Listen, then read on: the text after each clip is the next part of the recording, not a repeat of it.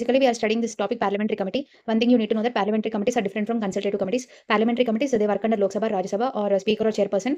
They appoint these parliamentary committees. But consultative committees, no, they are appointed by Ministry of Parliamentary Affairs, not some Lok Sabha, Rajya Sabha. And if they are appointing some consultative committees, let's say, if these consultative committees, they must have a chairperson, and that chairperson is going to be the Ministry of, for example, let's say Ministry of Parliamentary Affairs.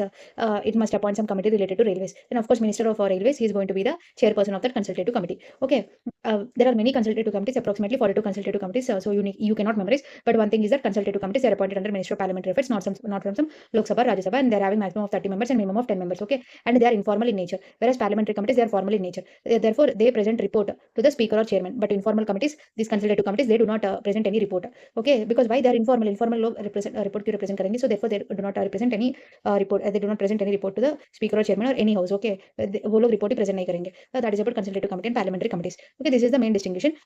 And parliamentary committees, they can be appointed, elected, or nominated by the anyways. So who are appointed or who are elected or who are nominated? Okay, appointed, nominated, almost they are the same. But who are elected and who are nominated, there we might be confused. Okay, if it is elected, of course, that election must be by proportional representation by single transferable vote. And the joint committee, for example, if you see any joint committee, let's say public account committee is having 22 members, 15 from Lok Sabha and 7 from Rajya Sabha. So if you see such a joint committee, then of course they are going to be elected. Okay, if it is a separate committee, let's say Lok Sabha is having 15 members, Rajya Sabha is having 10 members, then of course they are separate. If they are separate, then of course the members are going to be nominated. Okay. For example, let's take there is a separate committee.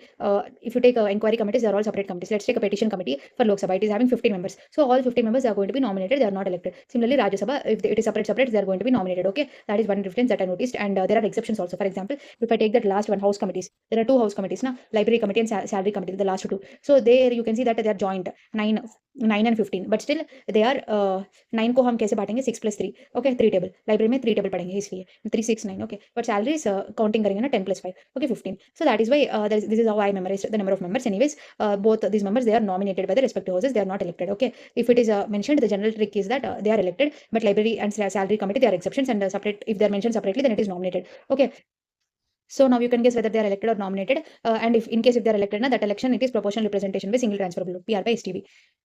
Okay, now let us see parliamentary committee divisions, standing committee and ad hoc committee. Standing committees, we have financial committees. That is the first committee, very, very important. And next we have committee to inquire. Committee to inquire, we have petitions, privileges, and ethics. Okay, these are the three committees in the committees to inquire. Financial, we have the first public account committee, and then estimates committee. Estimates committee, it has 30 members, and then we see committee on public undertaking, which again has 22 members. Okay, and then committees to inquire, petitions, privileges, and ethics. All of them, they are having 15 if it is Lok Sabha and 10 if it is Rajya Sabha. And then financial committees, they are all joint committees. We see financial committees, committees to inquire. Inquire का similar क्या है? Scrutinize and control. So next is scrutinize and control. Scrutinize and control, they are having 6 committees in total. One is government assurances, and then a paper laid on table. Both of them, they are having 15 members if it is Lok Sabha and 10 members if it is Rajya Sabha. The same trend continues as inquiry committee. But if you go to this government assurances, 15, 10, subordinate, paper laid on table, that is 15 and 10. And next we see subordinate legislation. Subordinate legislation, it is having 15 if it is Lok Sabha and 10 if it is Rajya Sabha.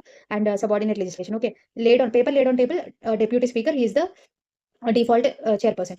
Okay, deputy speaker is the default chairperson in the paper laid on table. Subordinate legislation, they are having equal numbers. Lok Sabha and Rajya Sabha, both of them, they are having 15, 15. Okay, and next these three, what are they? Government assurances, government assurances, paper laid on table, and subordinate legislation. Subordinate legislation will have equal members, and paper laid on table, chairperson, who is the chairperson, deputy speaker is the default chairperson. And next we see 3 more committees. These 3 that I'm talking now, they are the joint committees. So welfare of SC/STs, women empowerment, all of them, they are having 30 members, 20 from Lok Sabha and 10 from the Rajya Sabha. And next we see office of profit, they are having 15 members, 10 from the Lok Sabha and 5 from the Rajya Sabha. Okay, that is about committees to scrutinize and control. Okay, 6 committees in total. So finance committees, how many there are there? There are 3 committees, public account, estimates, and committee on public undertaking. Okay, committees to inquire, there are also 3 committees, petitions, privileges, and ethics.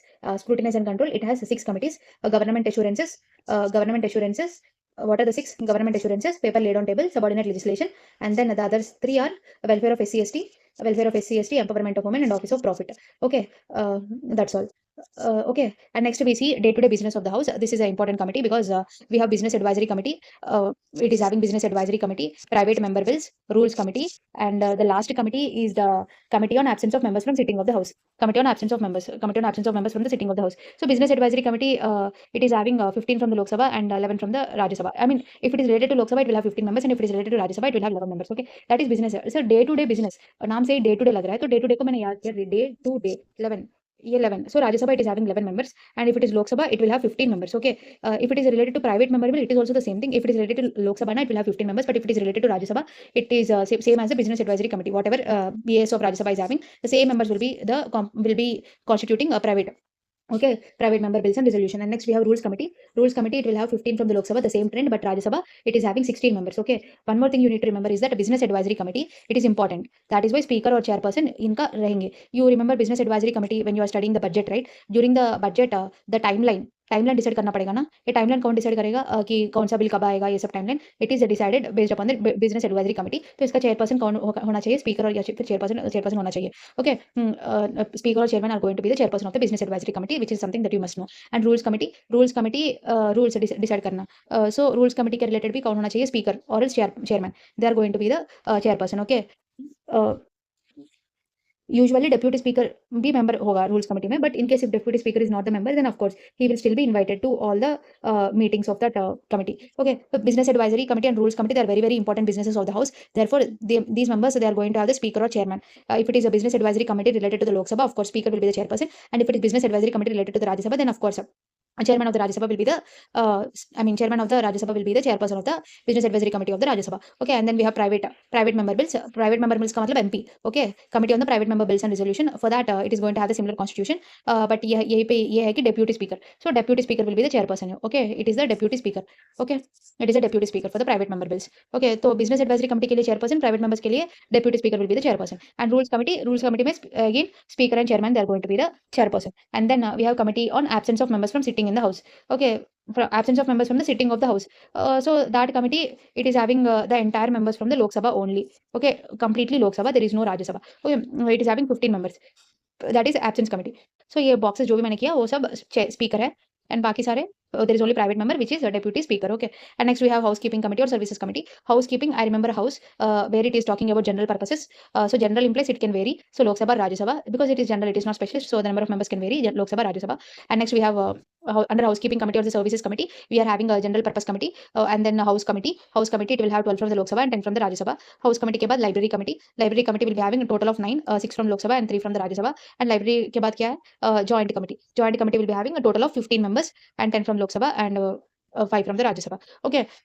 So basically general purpose, house, library, joint committee, and salaries and allowances of members of parliament. Okay, that is housekeeping committee. It is also having how many members? 4 members. Okay, it is also having four committees. Sorry, there are 4 committees under joint. So financial committees, we have seen there are 3 committees. Committees to inquire also 3, and then scrutinize and control के नीचे 6 committees. Day-to-day business of the house 4 committees. Housekeeping or services committee, it has 4 committees under it, and we have departmental related standing committees, which are 24 committees. Okay, there are 24 committees under departmental related standing committees.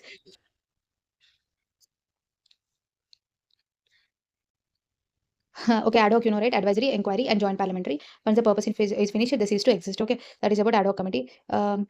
So if you see financial committee, na, they are elected by the house. So they are having general properties. They are elected by the house for 1 year, and proportional representation. This election is based upon proportional representation by single transferable vote. And the ministers, they are not the members. I observed in all the committees, ministers are not the members of the committees. And then because they are the members of the cabinet committees, na, executive. Ministers are executive. Therefore, they will be members of cabinet committee. So parliamentary committees के लिए हम MPs को appoint करेंगे, ठीक है? And then chairperson, they are nominated by the presiding officer. Chairperson, of course, presiding officer, if it is related to Lok Sabha, Rajya Sabha, they will be usually nominated by presiding officer. These are the general characteristics. And financial committees, they are elected not more than 1 year, and it is usually ex post facto examination. So post-mortem जैसे है. So basically, this is what they call loophole. Okay, and they can't question a policy because it is a privilege of the house. That is also considered as a loophole. So the main general characteristics is that its expiry date not more than 1 year है सबका expiry date. So after 1 year they cease to exist. And then the next character is that what's the next character? If in case if election is connected, of course that election will be by proportional representation by single transferable vote. This is all I remember. And now let us see. There is a one catch. We have public account and estimates committee, right? Public account committee. See, 22 members. Public account committee, 22 members. Okay, I'll try again. Public account committee, 22 members, 15 from Lok Sabha, 7 from the Rajya Sabha. And estimates committee, it is having 30 members, 30 from Lok Sabha and 0 from Rajya Sabha. And then we have we have public account estimates committee on public undertaking, committee on public undertaking, COPU, committee on public undertaking. It is having 22 members, 15 from Lok Sabha and 7 from the Rajya Sabha. Okay, now so that's it. And after this Montagu-Champful reform, Government of India Act 1919, this public account committee was set up in the year of 1921. Okay, and a member from the opposition. देखिए public का accounts का checking करना है, इसलिए member from the opposition होगा. That is a public account committee. And estimates committee, it is the chairperson will be a member from the ruling party. Why the chairperson here is like that and why the chairperson here is like this? Because you need to understand the general function of it first.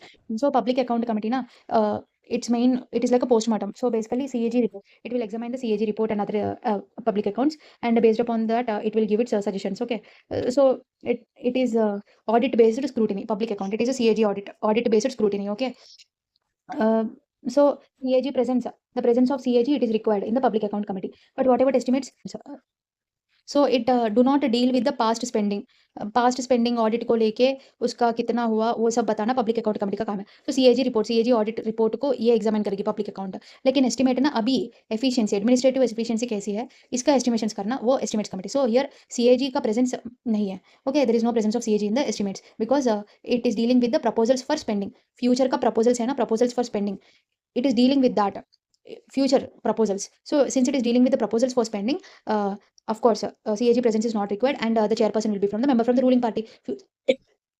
Estimate कौन करेगा? Ruling party करेगा। Proposal कौन करेगा? Ruling party करेगा। तो इस estimate का सही है कि नहीं वो कौन बताएगा? अपोजिशन पार्टी बताएगा, that is public account committee.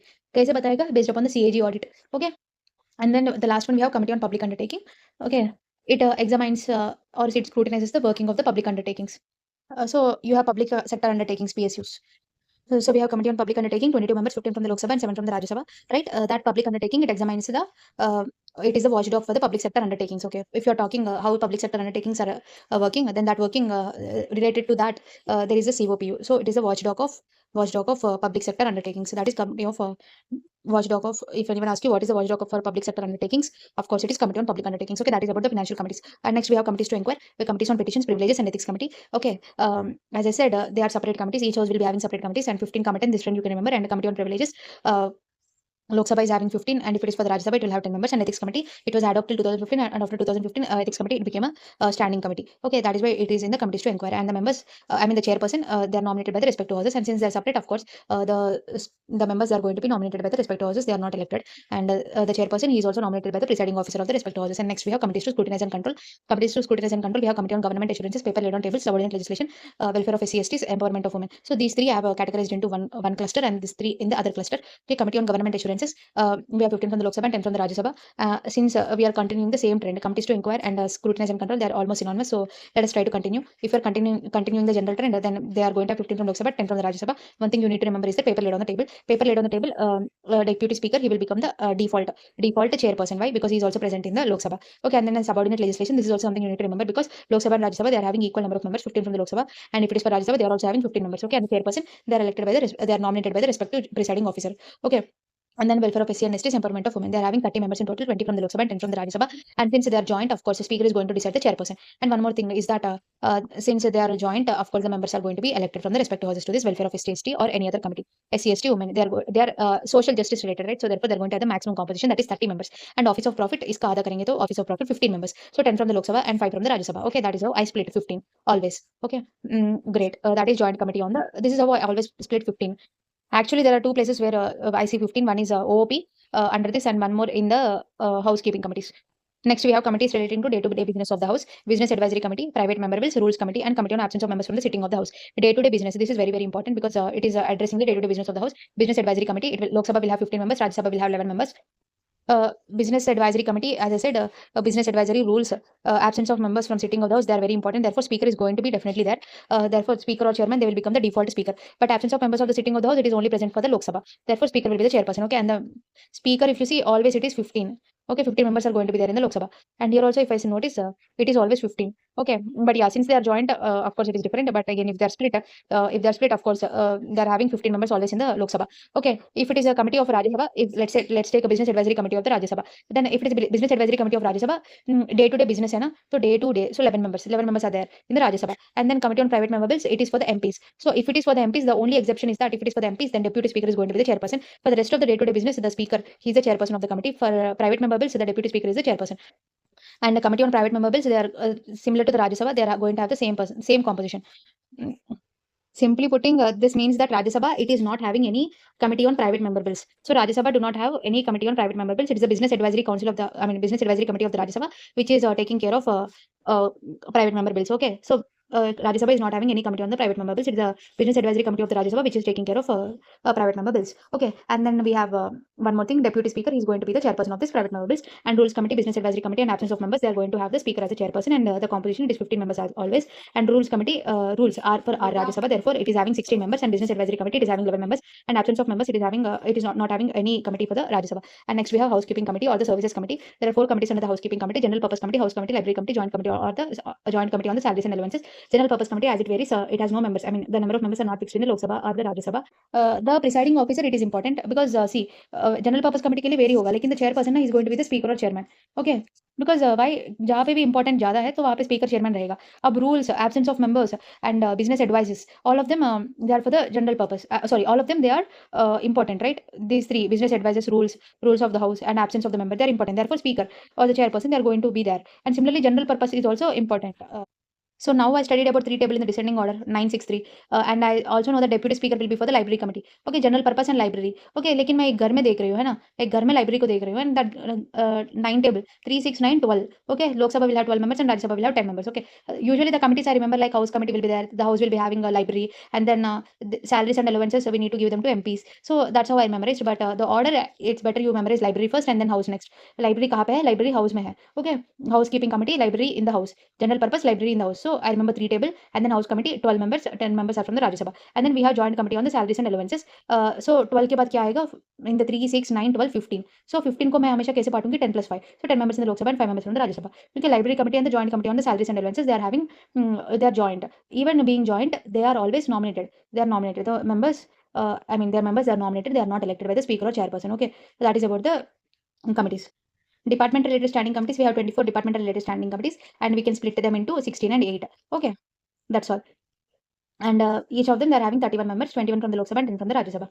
So basically, there are 24 departmental related standing committees, okay, and 16 come under the complete jurisdiction of Lok Sabha and 8 come under the jurisdiction of Rajya Sabha. And then the standing committees, each and every standing committee, if you see, departmental related standing committee, it is having 31 members, and 21 will be from the Lok Sabha, 10 from the Rajya Sabha, but the jurisdiction varies. 16 under the jurisdiction of Lok Sabha, 8 under the jurisdiction of Rajya Sabha. Let us try to frame a story for the Rajya Sabha. Imagine a commerce market. Okay, I am imagining a commerce market. So this commerce market, what's happening? It's very busy. So if it is very busy, law and order must be maintained. For law and order, we are having Ministry of Home Affairs, right? So there is a commerce market. To maintain law and order, we are having Ministry of Home Affairs. And down the lane, we have seen there is a school. This school, what's happening in the school? Of course, education. School is having education, women, children, youth, and sports. Okay. The commerce market. Basically, there's a commerce market. To maintain law and order, we are having Home Affairs. And then down the lane, there is a school which is teaching education, also having women, children, youth, and sports. Now, beside the school, we saw an industry, okay, industry which is heavily using science and technology, and using that it is transporting essential goods and services to health and family welfare. Okay, so transportation, family welfare, and then if there is any problem related to it, we are also having Ministry of Personnel, Public Grievances, Law and Justice. So these are the 4 committees, these are the 8 committees under ministry, 8 committees under Rajya Sabha jurisdiction. Okay, what are they? Commerce market, Home Affairs, education, women and children, youth and sports, and there is an industry, science and technology, transportation, tourism and culture, and then health and family welfare, public grievances, personal, law and justice. Okay, this is the story for the Rajya Sabha commerce market वाला story. Now Lok Sabha के लिए agriculture का story याद रखेंगे. Okay, we are having agriculture. Agriculture is allied therefore animal husbandry, food and processing. Okay, committee on agriculture, animal husbandry, food processing, and it is relying on chemicals and fertilizers, right? If it is relying chemicals and fertilizers, for how does it get chemicals and fertilizer? It must get from energy. It must get it from some energy sector which is relying on coals, mines, and steel. Okay, we are having agriculture, animal husbandry, food processing, which is relying on chemicals and fertilizers. For that, it requires to depend on energy sectors such as coal, mines, and steel. Okay, this is the first half. So for that, it needs labor. So it needs to use communication and IT and communication and information technology using railways. And then the railways they bought them. Whom did they bring? The railways bought them labor, textiles, and skills. Okay, so using communication and IT, we are able to contact railways, and railways they were able to bring labor, textile, and skills. Okay, now that is clear. Agriculture, communication and IT, labor, and railways. Okay, now what we need to do, despite having everything, if there is internal security issues, then it's of no use. Therefore, we contacted defense, but defense it contacted external affairs, but external affairs is busy with petroleum and natural gas wala crisis. But before focusing on this internal security and external affairs, defense, etc., we need to also focus on the development, right? So social justice and empowerment, rural development, and Panchayati Raj should not be neglected. And then for everything, whatever it is, we require finance. But finance, it is busy with what? Food, consumer affairs and public distribution, and housing and urban affairs. Finance ministry ये बोलेगी कि food जरूरी है, consumer affairs, public distribution, food is important. And then it is saying Ministry of Housing and Urban Affairs is also important. So I mean, housing and urban affairs, food, consumer affairs, they are important. So these are the 16 under the Lok Sabha. One is the agriculture cluster, which is depending on communication, and then internal security, development cluster, and then finance. Okay, this is development wala cluster. Okay, this is a communication labor wala cluster. Okay, and this is agriculture wala cluster, and this is a defense wala cluster. Okay, and this is finance wala cluster. So I think you can memorize this. Okay, 16 under the jurisdiction of Lok Sabha, 8 under the jurisdiction of Rajya Sabha. Very difficult. Even if you don't memorize Lok Sabha, definitely memorize Rajya Sabha, so that you can eliminate. For example, imagine a commerce market which is busy with the law and order, so home affairs will be there. There is education, women and children, right? Beside the school, there is an industry which is relying on science and technology. It needs to do transportation, tourism, and communication to the health and family welfare. There, it is using personal, public grievances, law and justice. So these are the 8 department related standing committees under the Rajya Sabha. Okay, so does not come under the jurisdiction of Lok Sabha. So you need to see which come under the Rajya Sabha. So industry, science and tech, to whom are the transportation, culture, they are to health and family welfare, right? Transportation, tourism and culture. Kisko? Health and family welfare ko. So the answer will be health and family welfare, because it comes under the jurisdiction of Rajya Sabha. It doesn't come under the Lok Sabha. Okay. So option D, you're okay. Next. The consultative committee of members of parliament for railway zones is constituted by which of the following?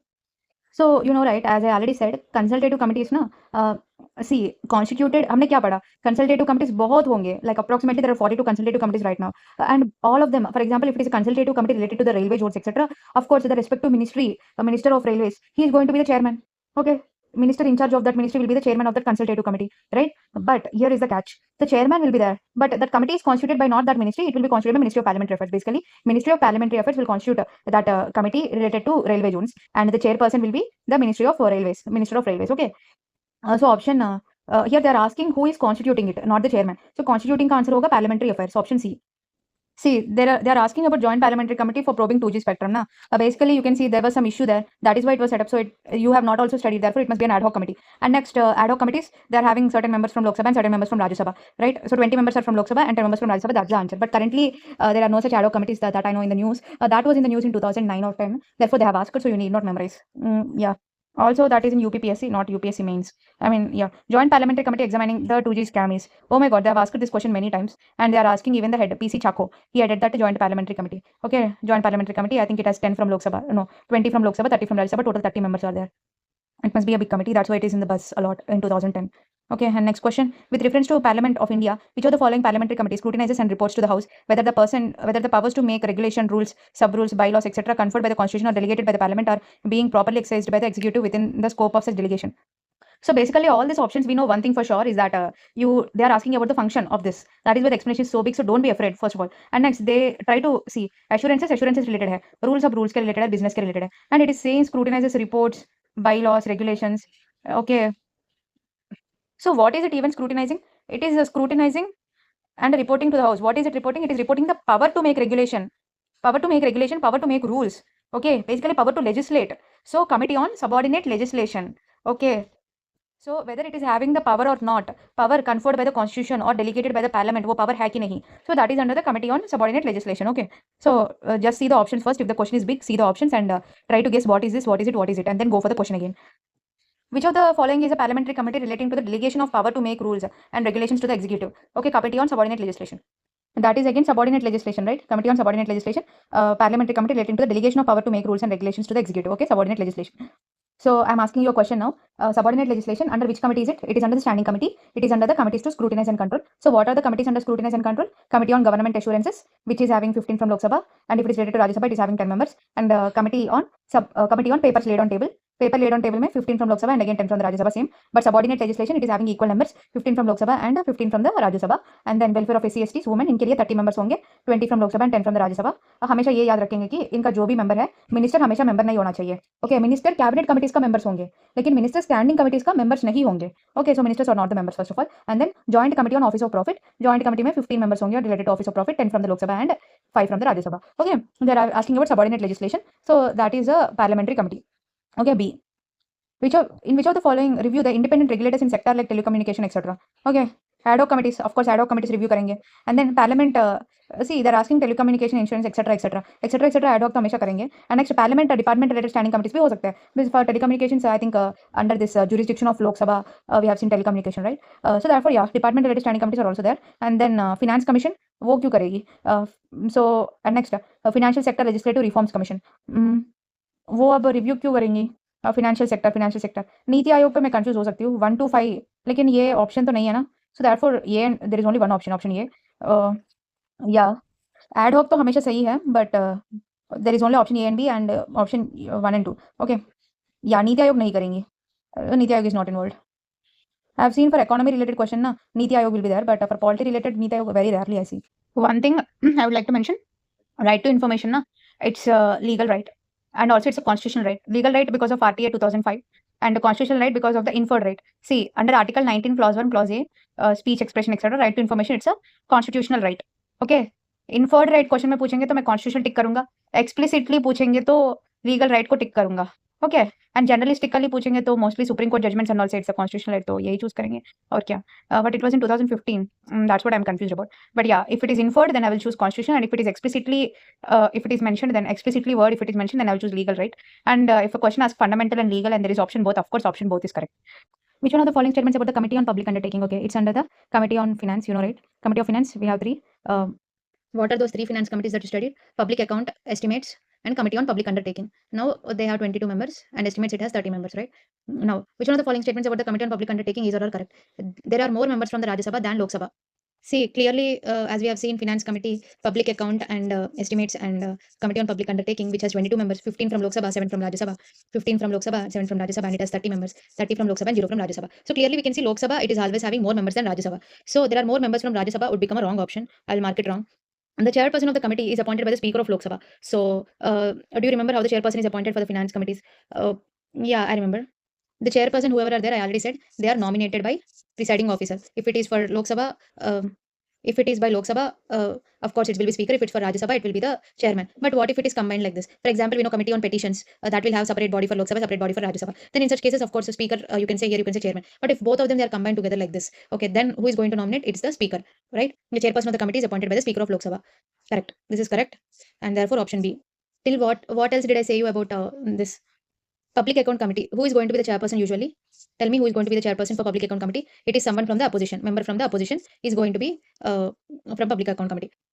And estimates committee, someone from the ruling party. That is the difference. public account committee के लिए कोई opposition के leader को हम choose करेंगे. estimates check करने के लिए किसको choose करेंगे? ruling party में किसी को. function को देख के समझना.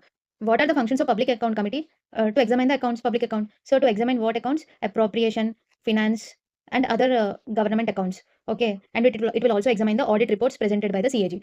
These are the functions of public account committee. And what are the functions of estimate committee? It will examine whether the money is well laid out within the limits of the policy. Okay, so you are checking the policy limits, and if you are checking whether they're actually being laid out properly or not. So such kind of things and all, more like ruling party related, right? You are checking the estimates and all. Therefore, estimates committee, the chairperson is going to be a member from the ruling party, and the public account committee, the chairperson is going to be someone from the opposition, because you are examining the all kind of accounts, appropriation, finance, other government accounts, receipts, expenditures, and also the audit reports of CGI. So you must usually be the member from the opposition, right? And estimates, it is a member from the ruling. And committee on public undertaking, he is going to be any member from the Lok Sabha. Okay, member from the Lok Sabha is committee on public undertaking. Because public undertaking का मतलब यही है कि public का accountable. So they are someone who are directly elected. Therefore, they are going to be on the part of committee on public undertaking. So they are basically they are going to scrutinize the working of public undertakings. Okay, they are going to be someone from the Lok Sabha. And do you know the general functions of a financial committee? They are elected for 1 year term. They are elected by the House for 1 year. And next, what else? Do you remember? The election, it is by proportional representation by single transferable vote. And ministers are not, they cannot be the members. Remember that ministers cannot be the members. And their election is done by proportional representation by single transferable vote for up to 1 year. Ministers cannot be the members. And the chairperson is nominated by the speaker. This is what I said, right? And then this is just a ex post facto examination. I mean, whatever, this is the loophole actually. So everything is done. Now you are examining. What is the purpose? Everything is already done ना. जो होना है वो हो गया. अब examine करके क्या करोगे? है ना? So it's a ex post facto examination, and you cannot question any policy also. That is also a loophole. So you even cannot question a policy. That means questioning a policy will be considered as a privilege of the House. Therefore, you cannot question a policy also. So these are the two loopholes. First is that it is just an ex post facto examination, and you cannot question a policy because it's a privilege of the House. Okay. So now we have studied about the general functions of the financial committee, and you have also seen how they are elected. Anyways, let's go to the next question. Now, do you remember the 11th question? They are asking about ad hoc committee. Sorry, they are asking about the ethics committee. Ethics committee, it was ad hoc committee till 2015, and after that it became a standing committee. And standing committee, you know, various standing committee, right? Financial committee, standing financial committee and in committee to inquire, etc. And financial committee, they are again subdivided. Public account committee, committee on public undertaking, CUPU, and estimates committee. They are all financial committees. And next later we have seen committee to inquire. It will have what? It will again have subcommittees. Okay. So in that subcommittees only we also have ethics committee. What is ethics committee? So if there are any violations to the ethical conduct of the member, then ethics committee will inquire. Okay. Initially, it is an ad hoc committee. That's correct. Only a member of the Lok Sabha can make a complaint relating to the unethical conduct. Only a member of Lok Sabha. नहीं, कोई भी जाके complaint कर सकता है with proper evidences, and later a speaker can appoint this ethics committee to inquire. So only a member will become wrong. This committee cannot take up any matter which is sub judice. So there are 4 types of vocabulary that I always get to confuse. Sub judice. Sub judice implies under judicial consideration. Okay, sub judice. And prejudice मतलब irrational opinions of the people. And then non-justiciable. Non-justiciable implies cannot be enforced in the court of law. Impede implies it's an obstacle. Okay, now the committee cannot take up any matter which is sub judice. That's correct. Committee के पास इतना powers नहीं है कि already judiciary it's inquiring on certain things, and now you want to examine. No, that cannot happen. Therefore, it cannot take up any matter that is sub judice. Option 3 is correct, and option 1 and 3 C. Which one of the following is or are correct with reference to public account committee, PAC? So finance committees, we know there are 3: public account, estimates, and committee on public undertaking. And public account committee is going to have 15 plus 7 members, 15 from Lok Sabha, 7 from Rajya Sabha.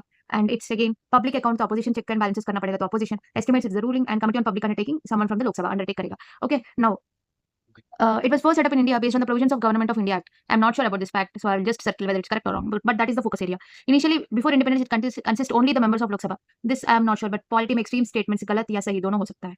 Okay, the senior most member of the parliament is appointed by the speaker as the chairman of the committee. Okay, that's I mean focus area अगर appointed by the speaker as the chairman of the committee है तो सही है. But this can also be the focus area. Senior most member. I think this is the both of them can be the focus area. But if this is the focus area, then the statement will go wrong because it is appointed by someone from the opposition. अब senior most member तो सही हो सकता है, but if it is not from the opposition, then the statement will go wrong. Therefore, this statement is wrong. Okay, this statement is wrong.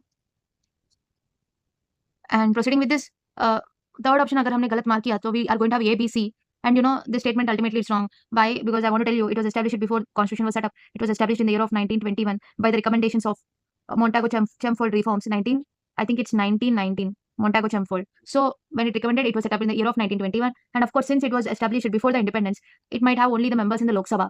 Why? See, मुझे नहीं लगता कि independence के पहले राज्य सभा होगी.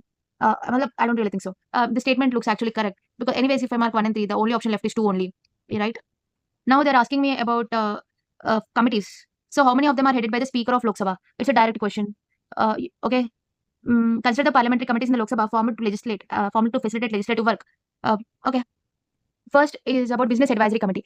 Committees, standing committees, right? It also has committees relating to day-to-day business of the house.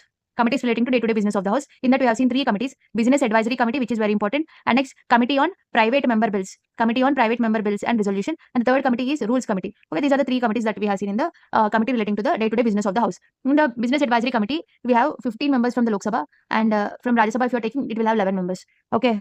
And next, what about private member bills? I mean, committee on private member bills and resolution. It will have, if it is formed by the Lok Sabha, it will have 15, and if it's from the Rajya Sabha, it is just going to be the Business Advisory Council of Rajya Sabha.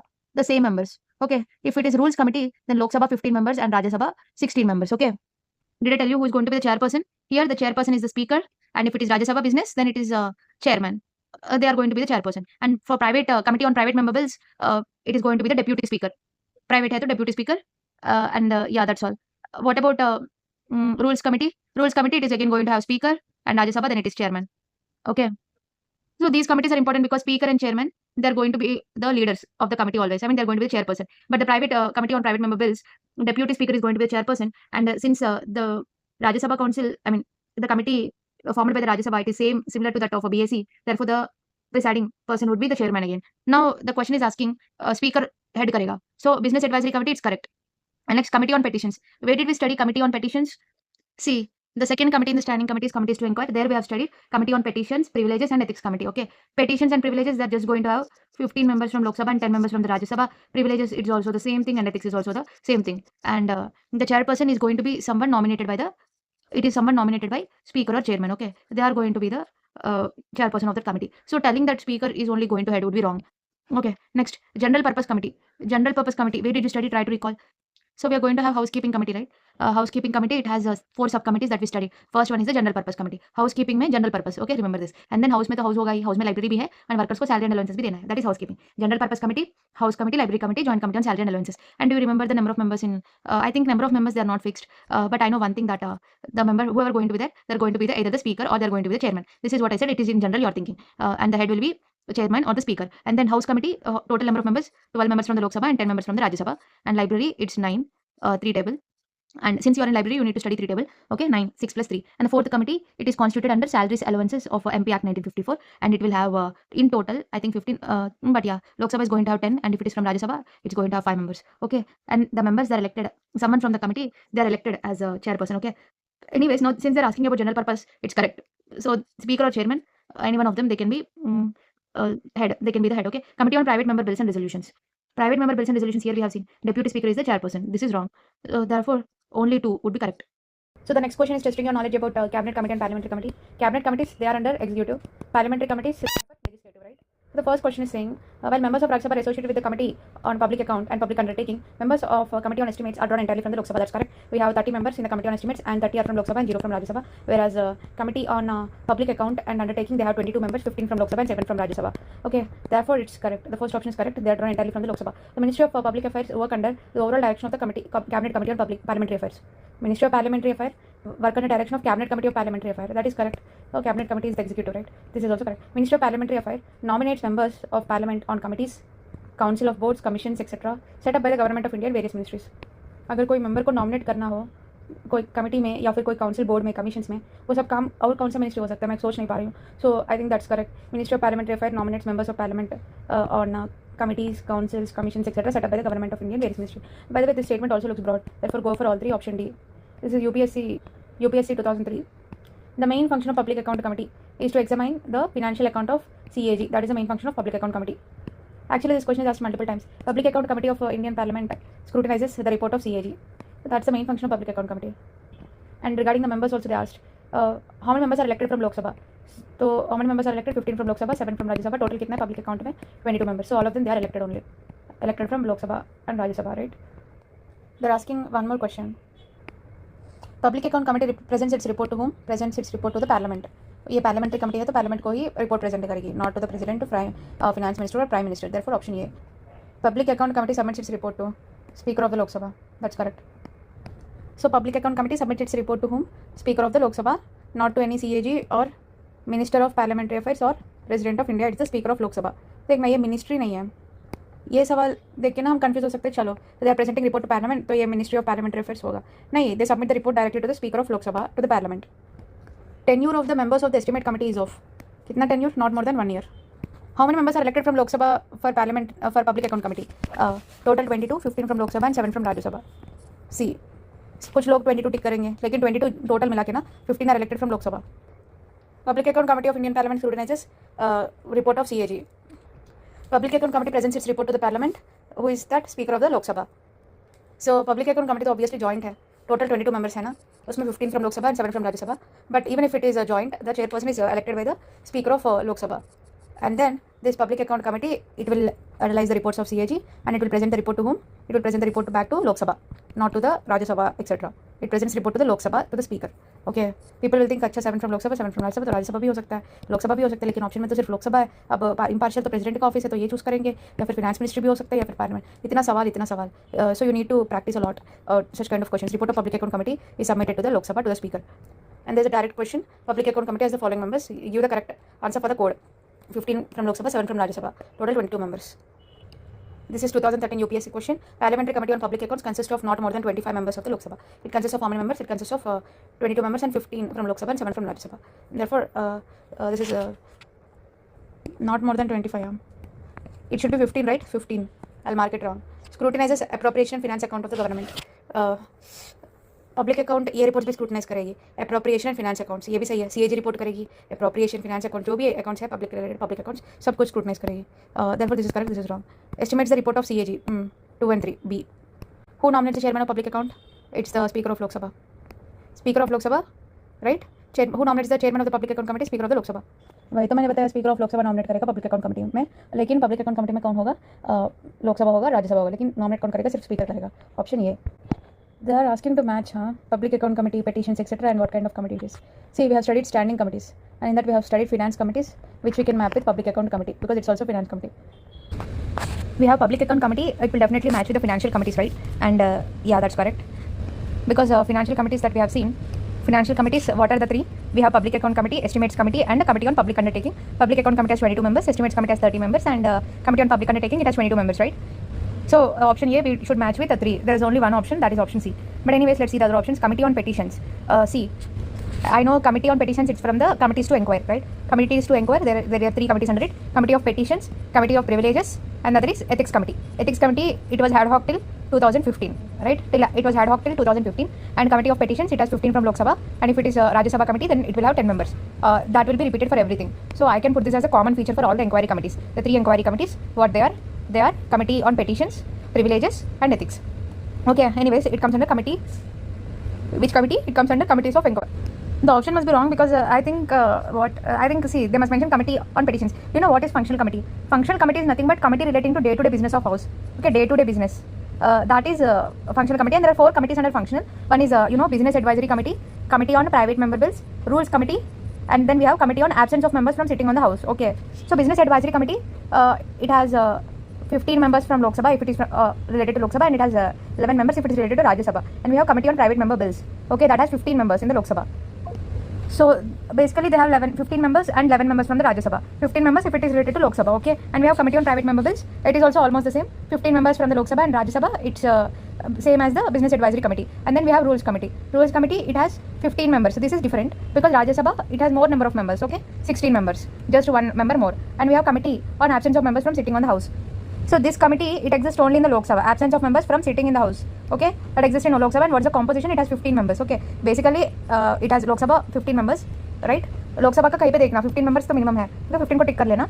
But Rajya Sabha, it is having 11 members in case of day-to-day business, day-to-day. Remember it like day-to-day. Day 1 to day 1. So day to day. For that, it is day to day business. Rajya Sabha will be having 11 members, but Lok Sabha it's always 15 as we know. Whereas in the committee to inquire, you are inquiring. Therefore, it has 10 members only. Okay, Rajya Sabha. So that's how I try to memorize. Anyways, let's see. Now they are saying they are matching this committee on petitions to functional committees. That is day to day business. So therefore, this B3 matching will go wrong. B cannot be matched with functional. Sorry, functional के साथ match नहीं हो पाएगा. यहाँ पे हाँ match नहीं हो पाएगा. So this is wrong according to me. And then let's see the next option. Joint committee on stock market scam. क्या आपने स्टैंडिंग कमेटी में कभी ये नाम सुना है? नहीं है ना. इसका मतलब क्या निकलता है कि ये स्टैंडिंग कमेटी नहीं है, ये कोई एड हॉक टेम्पररी कमेटी हो सकता है. सो सी को हम 1 के साथ मैच करेंगे. Okay, see we are matching with 1. It is ad hoc committee. And departmental committees, you know departmental committees, right? There are 31 departmental committees which has 21 members from the Lok Sabha and 10 members from the Rajya Sabha. Okay, 21 from Lok Sabha and 10 from Rajya Sabha, and there are total 24 such department related committees. We have many departments in the finance ministry, let's say, and each ministry may have different committees. So there are 24 departmental committees. अब देखेंगे कि ये departmental committee कौन सा option बचा है. That is a standing committee, right? It comes under the broad of standing committees. Standing committees, we have seen 6 standing committees, and departmental committees, they come under standing committees. Therefore, you will match with the 2. Okay, I am just confused about this. Here, instead of functional committees, they should have mentioned committees to inquire. Then this option will be wrong. Nevertheless, when we are examining the other options, this is the best match, option C. So therefore, public account committee, we are matching with the financial committee. Okay, and then what? Committee on petitions, it must be inquiry committee. Inquiry committees has 3. What are they? Petitions, privileges, and ethics committee. And then stock market scam, it is an ad hoc. नाम सुन के समझ में आ रहा है. Departmental, of course, it's a come under standing. Okay, therefore option C will be the right match. Now next. Members of the Rajya Sabha are not associated with public account committee में कितने members है? Public account committee it has 22 members and 15 from Lok Sabha, 7 from Rajya Sabha. And estimate committee has 30 members and entire 30 members are from the Lok Sabha only. Okay, next committee on public undertaking, of course it has 22 members. So not associated with Rajya Sabha is the estimates committee. 2 only 2. In which of the following committees there is no representation of Rajya Sabha? Of course estimates committee के ऊपर बहुत बार पूछा है उन्होंने. Estimates committee it does not have representation of Rajya Sabha. Estimates committee is constituted from the members of whom? Of course members of the Lok Sabha only. Okay, which of the following are the financial committees of Indian Parliament? Financial committees में क्या है? Public account है, estimates committee 30 members, public account 22 members, and then committee on public undertakings कितना? It also has 22 members, right? And this committee, joint committee on salaries and allowances, which committee does it fall? So this fourth committee comes under what? Comes under housekeeping committee. housekeeping committee or service committee. So there are 4 committees under housekeeping committees. If you remember, what are the 4? We have general purpose, house में general purpose के लिए होगी, house होगी, and then house में library है, और साथ साथ एक joint committee for the salaries and allowances of members of parliament, salaries and allowances. Okay, so these are the 4 committees that we have studied in the joint keeping, and the 4th committee is joint committee on salaries and allowances. That comes under house committee, not the financial committee. Therefore option D is wrong. D को eliminate करेंगे तो option C. Okay. Which of the following is not a standing committee? हमने public account committee को देखा, finance committee, estimates committee is also finance committee, committee on public undertaking is also finance committee. Finance committees are standing committees. Now welfare of SC and STs हमने ये देखा है ना कहाँ पे?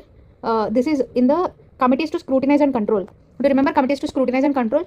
It has 6 committees under it. We have what?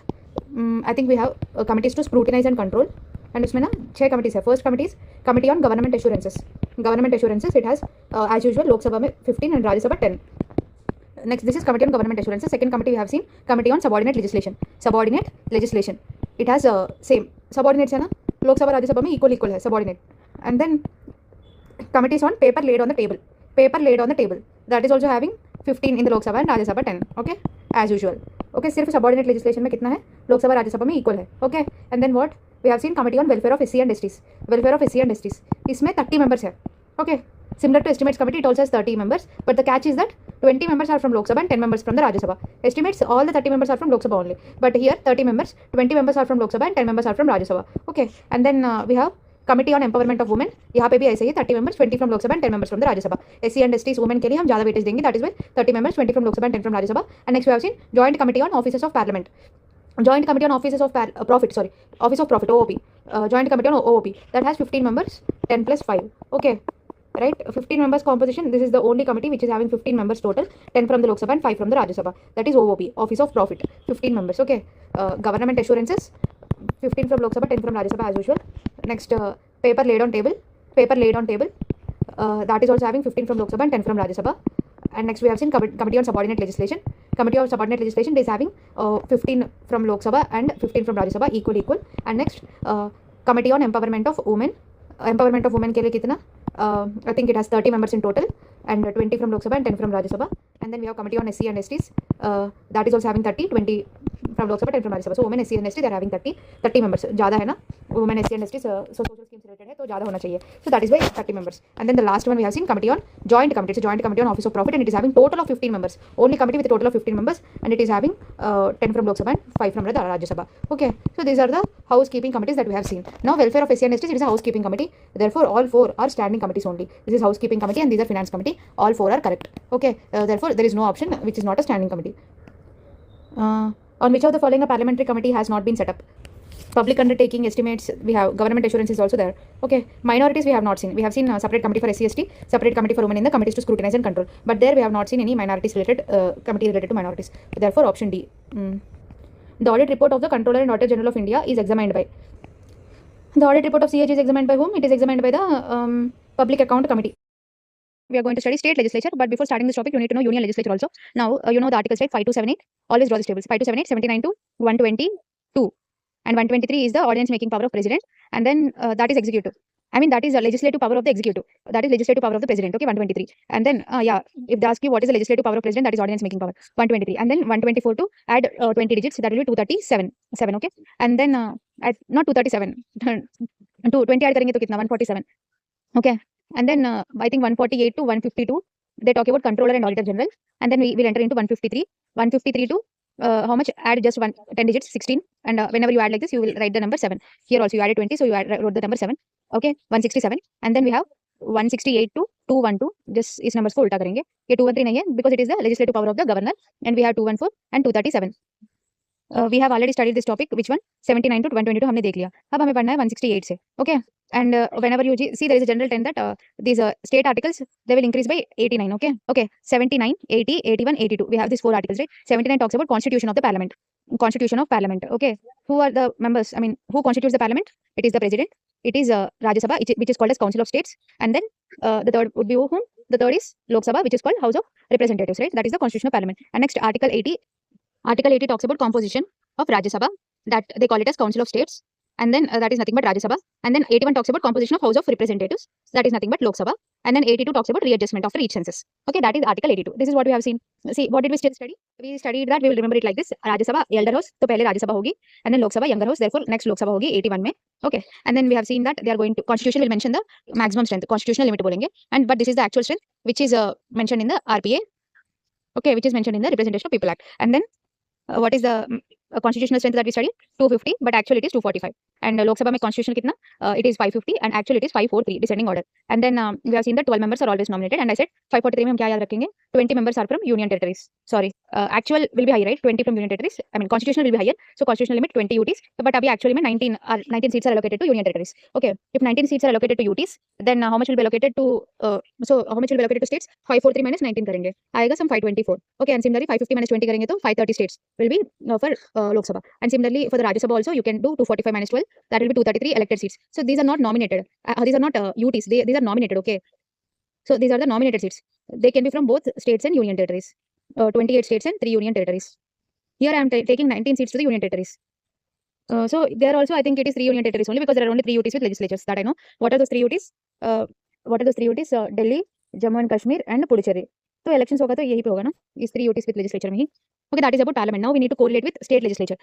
So again, whenever you are drawing this state legislature, you need to draw this table first, and then you need to see, okay, 168 to 212. This is talking about state legislature. So I need to start my article with 168. Okay, 168 constitution of state legislature. The state legislature is going to have 3.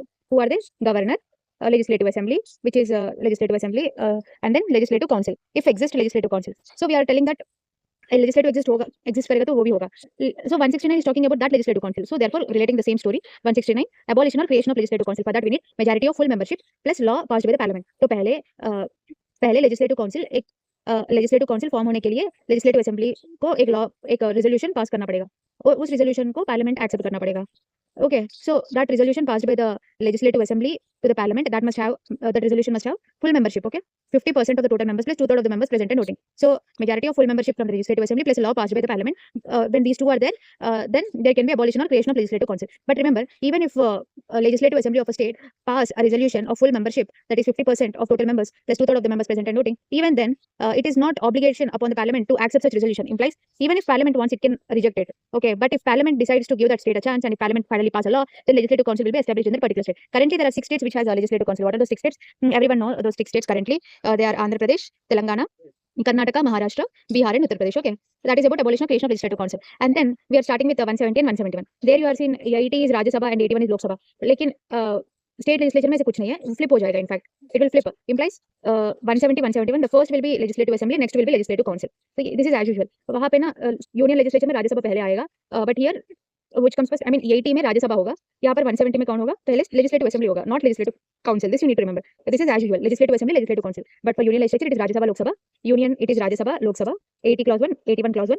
But for state it is legislative council, sorry, legislative assembly, legislative council. State it is as usual, legislative assembly, legislative council. For union it is Rajya Sabha, Lok Sabha. Okay, union Rajya Sabha, Lok Sabha. State legislative assembly, legislative council. Article 80 clause 1, 81 clause 1. This is 170 clause 1, 171 clause 1. And you know, you remember that table, right? Actual क्या है, constitutional क्या है, मतलब constitutional क्या है, actual क्या है. But here ना, I am only going to tell you the constitutional. Actual हम याद नहीं रखेंगे क्योंकि different states have different actuals, तो हम उतना याद नहीं रख सकते. So actual constitutional के लिए this is my trick, 3 4 5 6 वाला trick, 3 4 5 6. So I'll make it 1/3, 40, 500 and 60. So 1/3 of the legislative assembly less than I mean x 40 less than x less than 1/3 of legislative assembly, 60 less than x less than 500. So lower equal to होगा. Okay, so this is how I memorize the 3 4 5 6 वाला trick for memorizing the constitutional limit of legislative assembly and legislative council of the state. Okay, and also you need to memorize who are all the members of the legislative council. So as I said, 40 is the lower limit of legislative council and 1/3 of legislative assembly ka strength. That will be the maximum upper limit for a legislative council. And then to determine this composition, I will draw a pie chart circle and I will divide it to 1/3, 1/3, 1/3. And इस 1/3 को फिर से मैं बांट दूंगी 1/6 and 1/6. And इस 1/6 को मैं फिर से बांट दूंगी 1/12, 1/12. So that is the diagram I have drawn here. Okay, and then we are going to have this body. This is going to be elected by the local bodies. This body is going to be elected by MLAs. MLAs are going to elect people who are not MLAs. So that is 1/3. And then local bodies, they are going to elect 1/3 among themselves. Local bodies implies municipalities, district boards, other local whatever you know, they are all. Okay, that is 1/3 which is elected by local bodies. And we have this other 1/3, right? This 1/3 we have split into 1/6, 1/12, 1/12. So they are all knowledge based people. ये जो 1/6 है ना, reminder, ये 112 के बाद reminder, these are the people who are nominated by the governor in the field of literature, art and social service. तो ये governor nominate करेगा. ओके, लेकिन ये 112 है ना. So the next 112, they are elected by whom? They are elected by university people, college people है ना, who are graduates from college. They are going to elect. Okay, so that will be the electoral college. University graduates, at least 3 years more, at least 3 years of residence must be there, and they are going to elect among themselves. And then teachers, they must have at least 3 years of experience. And then the teachers, they must be resident there. So 3+ year of teaching residence, 3+ year of university degree residence. So these people, they are going to elect among themselves, and they will be again 1/12. One more thing I forgot to tell you, this Vidhan Parishad, that is nothing but legislative council. I said yaad rakhna ki Rajya Sabha, very important people are going to be there, right? So legislative council VP, that is Vidhan Parishad. Don't think Rajya Sabha is Vidhan Parishad. Legislative council is the Vidhan Parishad. Okay, Rajya Sabha को हम already बता दिया, Rajya Sabha है वो. So legislative council को भी कुछ ना कुछ बताना पड़ेगा ना. So we also call it Vidhan Parishad. But this Vidhan Parishad, it is not there in the constitution.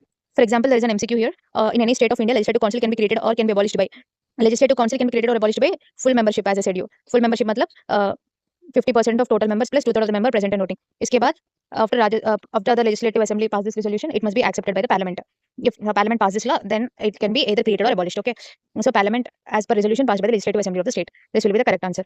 And here again they asked a question, the provisions for creation and abolition. You know, you started from 168, right, after drawing that big table. So you realize that, okay, 168, 169, 170, 171, 170 and 171, they talk about the composition. So 168, it is about the constitution of the state legislature, and 169 talk about abolition or creation. Therefore article 169 will be correct.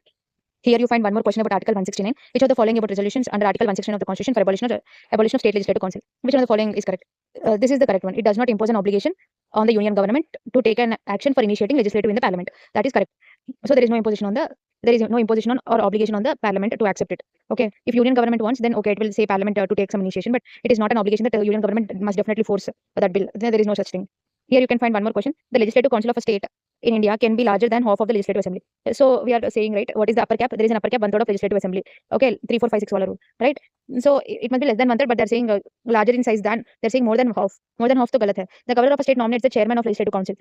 Just like how you know about officers of presiding officers in the parliament, here also it's the same. So nominate nahi hoga, chairman elect hoga. Okay, nominate is the wrong word, elect hoga. Presiding officers elect hoga.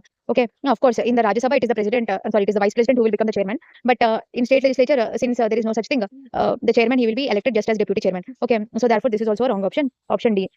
There is this direct question on 3, 4, 5, 6. You know, right? 30, not 30. 3, 4, 5, 6 rule. What is that? 1/3, 4, 3, 4, 5, 6 लिखेंगे पहले. इसको 1/3 बनाएंगे. 40, 500, and then 60. This is the constitutional limit for legislative council, and this is the constitutional limit for legislative assembly. Right?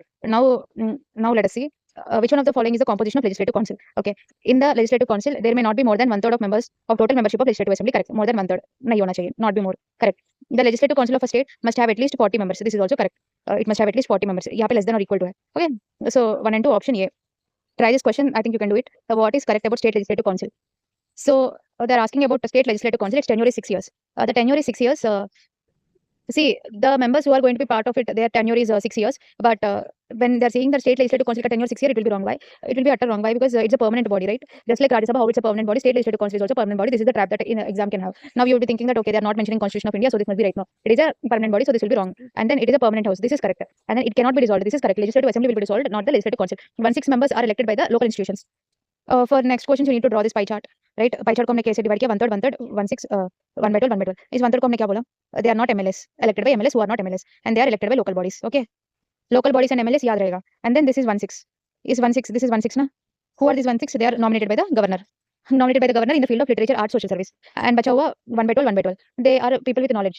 These are also people with knowledge in the literature, art, field, social science, but they are nominated by governor. So local body, MLA, governor हो गया. Next उसके बाद knowledge की आती है. So 3+ years in the field of teaching, residents must be there in that same state, and they must have more than 3 years of experience. Then that is 1/12. Another 1/12 is among the people who are graduates, university graduates, and then they are resident in a particular university of a state for more than 3 years. Okay, so that is how we divided. Now 1/6 members are elected by local institutions.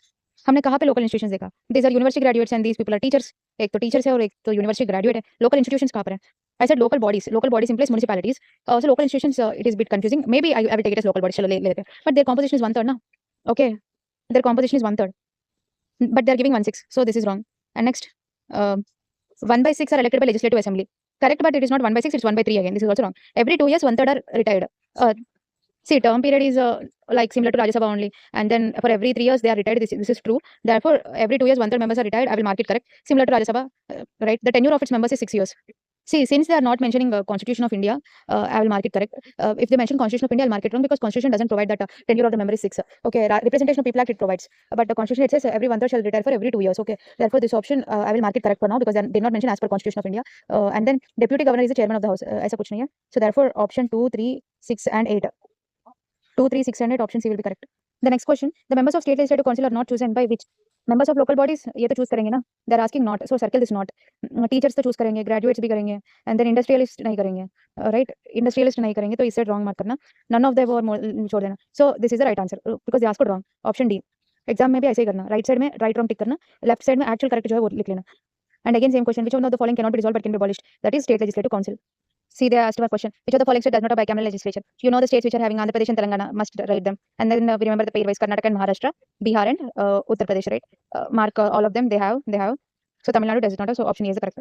So which article of the Indian Constitution provides the provision for the Vidhan Parishad? VP 171 is Legislative Assembly. 172. Sorry. It is 171, 170. 0. Right? 0 stands for Legislative Assembly and 1 stands for Legislative Council. That is also known as Vidhan Parishad. So option will be 171. What is the right method to establish or cancel second chamber in the state? Okay, that will be proposal in the Legislative Assembly with full majority along with law passed by the Parliament. Full majority with law passed by the Parliament. Option C. In any state of India, Legislative Council can be created or can be abolished by. It can be created or abolished by the Parliament as resolution passed by the Legislative Assembly of the state. That resolution should have full membership. Full membership implies majority of full membership implies what? 50% of total members. That is absolute majority plus 2/3 of members present and voting. That is majority of full membership. Under which one of the following articles of Indian Constitution, Legislative Assembly is allowed to resolve for the creation of Legislative Council? Just now we have seen, right? 160, I think it is starting with 168. Remember state legislature, state में हम ये table पढ़ेंगे, 8 2 16, 168. Okay, so it will start with state legislature, the constitution of state legislature 168, 169. It has 3, right? Governor, legislative assembly and legislative council. That legislative council if it exists or not, that is discussed in 169. Therefore option B. Option B. Okay, remember the trick. 168 state legislature, constitution of state legislature 169, 168 constitution of state legislature. And that state legislature, if it is having legislative council or not, abolition or creation of legislative council, that is 169, 170 and 171, that is about legislative assembly and legislative council ka composition. For that you remember 3 4 5 6 wala trick. Okay, now according to that the answer will be 169. Okay, which of the articles of Indian Constitution legislative assembly is allowed to resolve the creation of a legislative council? Article 169. The next question, it is also the same thing, right? Under which constitution? So that is 169. This seems to be no. Which one of the following statement about a resolution adopted on the state legislative assembly for the abolition is correct? It does not impose an obligation on the union government. Does not impose obligation on the union government to take action for initiating legislative in the parliament. See, this is a very tricky question. Actually, in Article 169, if you see, it said that Parliament may by law constitute legislative council. May by law. Therefore, even if state legislature with 2/3 of majority present and voting and 50% of total membership, if it passes a resolution, then it is not necessary for the Parliament to take initiation for the creation or abolition of state legislature. So, it does not impose an obligation because it uses the word may. Therefore, it does not impose an obligation. The next question, we know this 3 4 5 6 rule, right? 3 4 5 6 rule. What is this? This is 1/3 legislative assembly and 40, and then this is 500 and this is 60. So this is for the legislative assembly and this is for the legislative council. Now the question, in the legislative council there may not be may not be more than 1/3 of the members of the total members of the legislative assembly. Correct. The legislative council of a state must have at least 40 members. This is also correct. See, the next question, the legislative council of a state can be larger than half of the legislative. Upper cap कितना है? Upper cap is 1/3. Up 1/3. So they're saying more than 1/2. That will be wrong. The governor of state nominates the chairman of the legislative council of that particular state. See, governor of the state nominate नहीं करेगा chairman को. Okay, that is wrong. Because you need to study Article 182, then you will know that Article 182 says that chairman and deputy chairman, they are chosen from a legislative council. Okay, they are someone who are the members of legislative council and they are chosen by the legislative council, just like how it happens in the Rajya Sabha. Of course, in Rajya Sabha, president of India, vice president of India ultimately becomes the chairperson, and the deputy chairperson is chosen someone from the members, right? But here in the legislative council, it is nothing like that. Both the chairman and the deputy chairman, they are chosen from the legislative council. Anyways, even if you don't know the article, you can make a guess. This is wrong. Discuss some articles under state legislature. Now till now you have seen 17 and 80, 81, 82, right? Now let us see 6 articles. We shall see 83, 84, 85, 86, 87, 88. Okay, the first 4. So don't memorize first 4. Don't memorize first 4 by adding 89. Just remember it as 168, 169, 170, 171, and there you have seen constitution of state legislature, governor, legislative assembly, legislative council, and legislative council. It can be created or abolished. That is in 169. And then for that, what is the majority that we need? Full membership plus parliament by law. And then you have seen 170 and 171. 170 is composition of legislative assembly. 171 is the composition of legislative council. And for this composition, we have seen a 3 4 5 6 1/3 of legislative assembly, 40, 500, and 60. This is the strength of legislative assembly. Composition of legislative assembly and legislative council. And 83 talks about duration. 84 talks about qualifications. And then 85 it talks about sessions. sessions of the House, prorogation and dissolution. Prorogation and dissolution, they are done by whom? They are done by the President. And 86 and 87, 88. 86, they are the special rights of the President. For example, President he has the right to send messages to the House. Okay, right of the President to address and send messages to the House. 87 talks about 7. 7 is always special number, my lucky number. So therefore 7 special address to the Parliament. So what is the special address? When is the President going to give special address? During the starting of the financial year, during the budget session, and also during the general elections. After the general elections, the first speech after general elections. Okay, that these are the two areas where President can give special address. That is under Article 87 and 88. They are separate. Only 86 and 87 they are the rights of the President. 88 talks about rights of the ministers and Attorney General. Okay, that's all. So basically 88 says that Minister and Attorney General they can participate in the proceedings of the House. I mean they can speak. They have the right to speak basically, but they cannot vote. They have the right to speak. So this is what Article 88 says. That's all. So now you have these articles in your mind for the Parliament. Now for this you need to add 89. That will give you the articles for the state legislature. But remember that you should not add 89 for this. Remember it like 168, 169, 170, 171 that I just taught you. This for legislative assembly, this for legislative council. यहाँ पे राज्यसभा पहले आएगा. This also I said you, and you apply this 3, 4, 5, 6 वाला trick. Okay. Now let us see 83. 83 it is the duration of the House. Legislative Assembly it is having 5 years of duration. Legislative Council 1/3 shall retire every 2 years. Therefore we can tell approximately that the Legislative Council is going to have approximately 6 years. That is as per RP 951, but as per Constitution it does not say any limit. And then Legislative Assembly का कितना 5 years. But that 5 year during national emergency that can be extended for more than 1 year. Not less than 1 year. So every 1 year renewal period must be there. Every 1 year पे renew करते जाना पड़ेगा. But let's say emergency ceased to exist. Now let's say emergency ceased here. Now will it continue for 1 year? No. It will continue only for 6 months more. If emergency ceased to operate, it will continue for 6 months. That is about 172. And tell me what is the renewal period for emergency? It is 6 months. For both national emergency and state emergency, it is 6 months. But you know the time period changes. For example, for national emergency, for state emergency, renewal period is 6 months only. But for national emergency, it can go for infinite period. Okay, for infinite period तक कर सकते हैं national emergency को. State emergency, the renewal period is 6 months only, but this is not for infinite period. It is only for 3 years. State emergency सिर्फ 3 साल तक है. National emergency it's under Article 352. State emergency it is under Article 356. That is about Article 172, and we have Article 173. 83 you add 89, you will get 172. Now you need to add 89 to 84, you will get 173, which is talking about qualification. Duration देख लिया, qualification देखेंगे क्या है qualification. So they must be citizen of India. If the member is participating in the election of legislative assembly, age must be more than 25, and if he is participating for the election of legislative council, the age must be more than 30. And Parliament by law, it can even prescribe certain qualifications. Actually, for that, Parliament has passed the Representation of People Act 1951. People might think a state legislature by law, but it is Parliament by law, which is of course it is India, right? Therefore, for general elections, for even for MLA, Parliament has prescribed certain qualifications that are there in RP 1951. So those qualifications must also be matched. Okay, citizen of India, legislative assembly 25 छोटे लोग हैं, legislative council थोड़ा बड़े लोग 30. अगर governor president देखेंगे ना, उसका 35 होगा. Anyways, Parliament by law it is a 1951. RPA 1951. तो RP 1951 में क्या है? See, in RP 1951 ना, there are provisions like corruption, bribery. I think they're all there. So such qualifications are there in RP 1951. Okay, qualifications के साथ साथ हम disqualifications का provisions भी साथ देखेंगे, just like how we are seeing in the Parliament. See, you know 101 to 104 talk about disqualifications of MP in Parliament, right? So for that I'm adding 89. I will get 190 to 193. See, let's see 190, 191, 192 and 193. 190 talks about vacation. So you call the seat is vacated if there is a double membership. For example, double membership as per RP 1951, it says that if a member from house 1 move to house 2, automatically the seat in the house 1 will be vacated. And if the member is if a member is sitting in 2 houses, let's say seat 1 and seat 2, then also and if the member do not notify, then both the seats will be vacated. The member must notify within 14 days. If the member don't notify within 14 days in the same house, let's take a house 1 and a house 1, let's say 2 seats, and the member he won both the seats, but if the member do not choose within 14 days, then both the seats will be declared vacant. And similarly, if a member moves from house 1 to house 2, house 1 seat will be vacated. So this is what it says. And this 14 days is general notice period. That's why I remember 14. Notice period usually 14 होती है, so I remember 14 usually. Okay. Now under Article 190 it says certain more provisions. For example, it says that here it is house 1 and house 2, right? Here also you are having 2 houses, the same legislative assembly, legislative council. But the member he is not moving from house 1 and house 2. The member he is moving from legislative assembly. He is not moving from legislative assembly to legislative council. No, he is being elected simultaneously to both the houses. So in case of simultaneous, you cannot really eliminate one, right? In the scenario, our constitution says that the state legislature by law will decide which seat shall go. Okay, state legislature don't correct. The state legislature by law. So that is about 2 houses under Article 190, and it also says that what if the member is elected to Parliament and state legislature. This is the same clause that you have in the Parliament topic also. See, Parliament का seat vacate हो जाएगा, तुम अपना state legislature जाओ वहाँ पे rule करो. Okay, so in the state legislature की सीट पे जाएगा, लेकिन पार्लियामेंट की सीट वेकेट होगा अगर वो 14 डेज के अंदर इन्फॉर्म नहीं करेगा. सो ये 14 डेज पीरियड है. This is general notice period. So this is what you observe. So what I observe in the parliament topic is that दिस 14 are they are also common, but here by state legislation ये 10 days का है. You know what is 14 days, 10 days and etc. They are not actually mentioned in the constitution. They are mentioned in some act. For example, in that parliament topic, I have seen this as Lok Sabha and Rajya Sabha. There the time period was 10 days, and within 10 days, if the member don't inform, Rajya Sabha seat shall be vacant, and the member will go to Lok Sabha. That was what I saw. But yeah, here they mentioned it as state legislature. Anyway, the general notice period is the same. It's 14 days only, and they said that this was from RP 1951. The 10 days in the parliament it was 1951. Anyways, now it is saying state legislature, so leave it. And here 14 days, that is from this prohibition of simultaneous membership rules 1950. From this act, they took it as 14 days. Now let us come to the topic, vacation. So a seat under Article 190, if it is declared vacant. So basically 190 talks about completely vacation. So seat shall be declared vacant if there is double membership. That is what it says. And vacation और कहाँ पे हो सकती है? Under anti-defection, under 10th schedule, if that member is disqualified under 10th schedule, anti-defection, then also the seat will be declared vacant. Okay. And next we have resign to speaker or chairman. If a member himself resigns to speaker or chairman, then also seat will be vacant. एक तो double membership, D for double membership, and the D for defection, anti-defection. Okay. And उसके बाद resignation. DD करेंगे 190 में.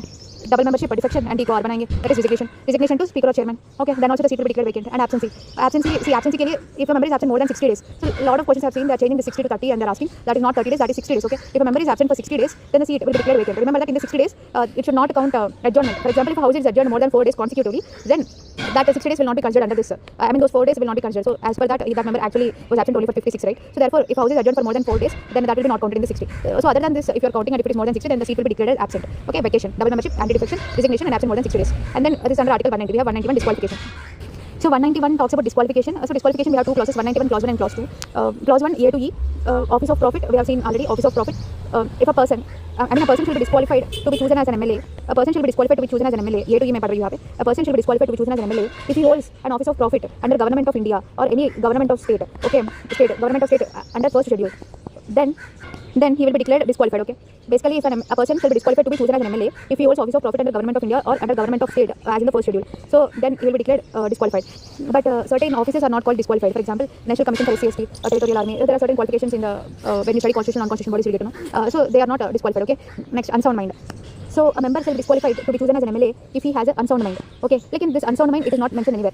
Unsound mind का मतलब क्या है? कोई भी बोल सकता है कि मैं unsound mind हूँ, मैं qualified नहीं हूँ, तो इसका criteria कहाँ पर है? So this criteria it is there in the Indian Contract Act 1982.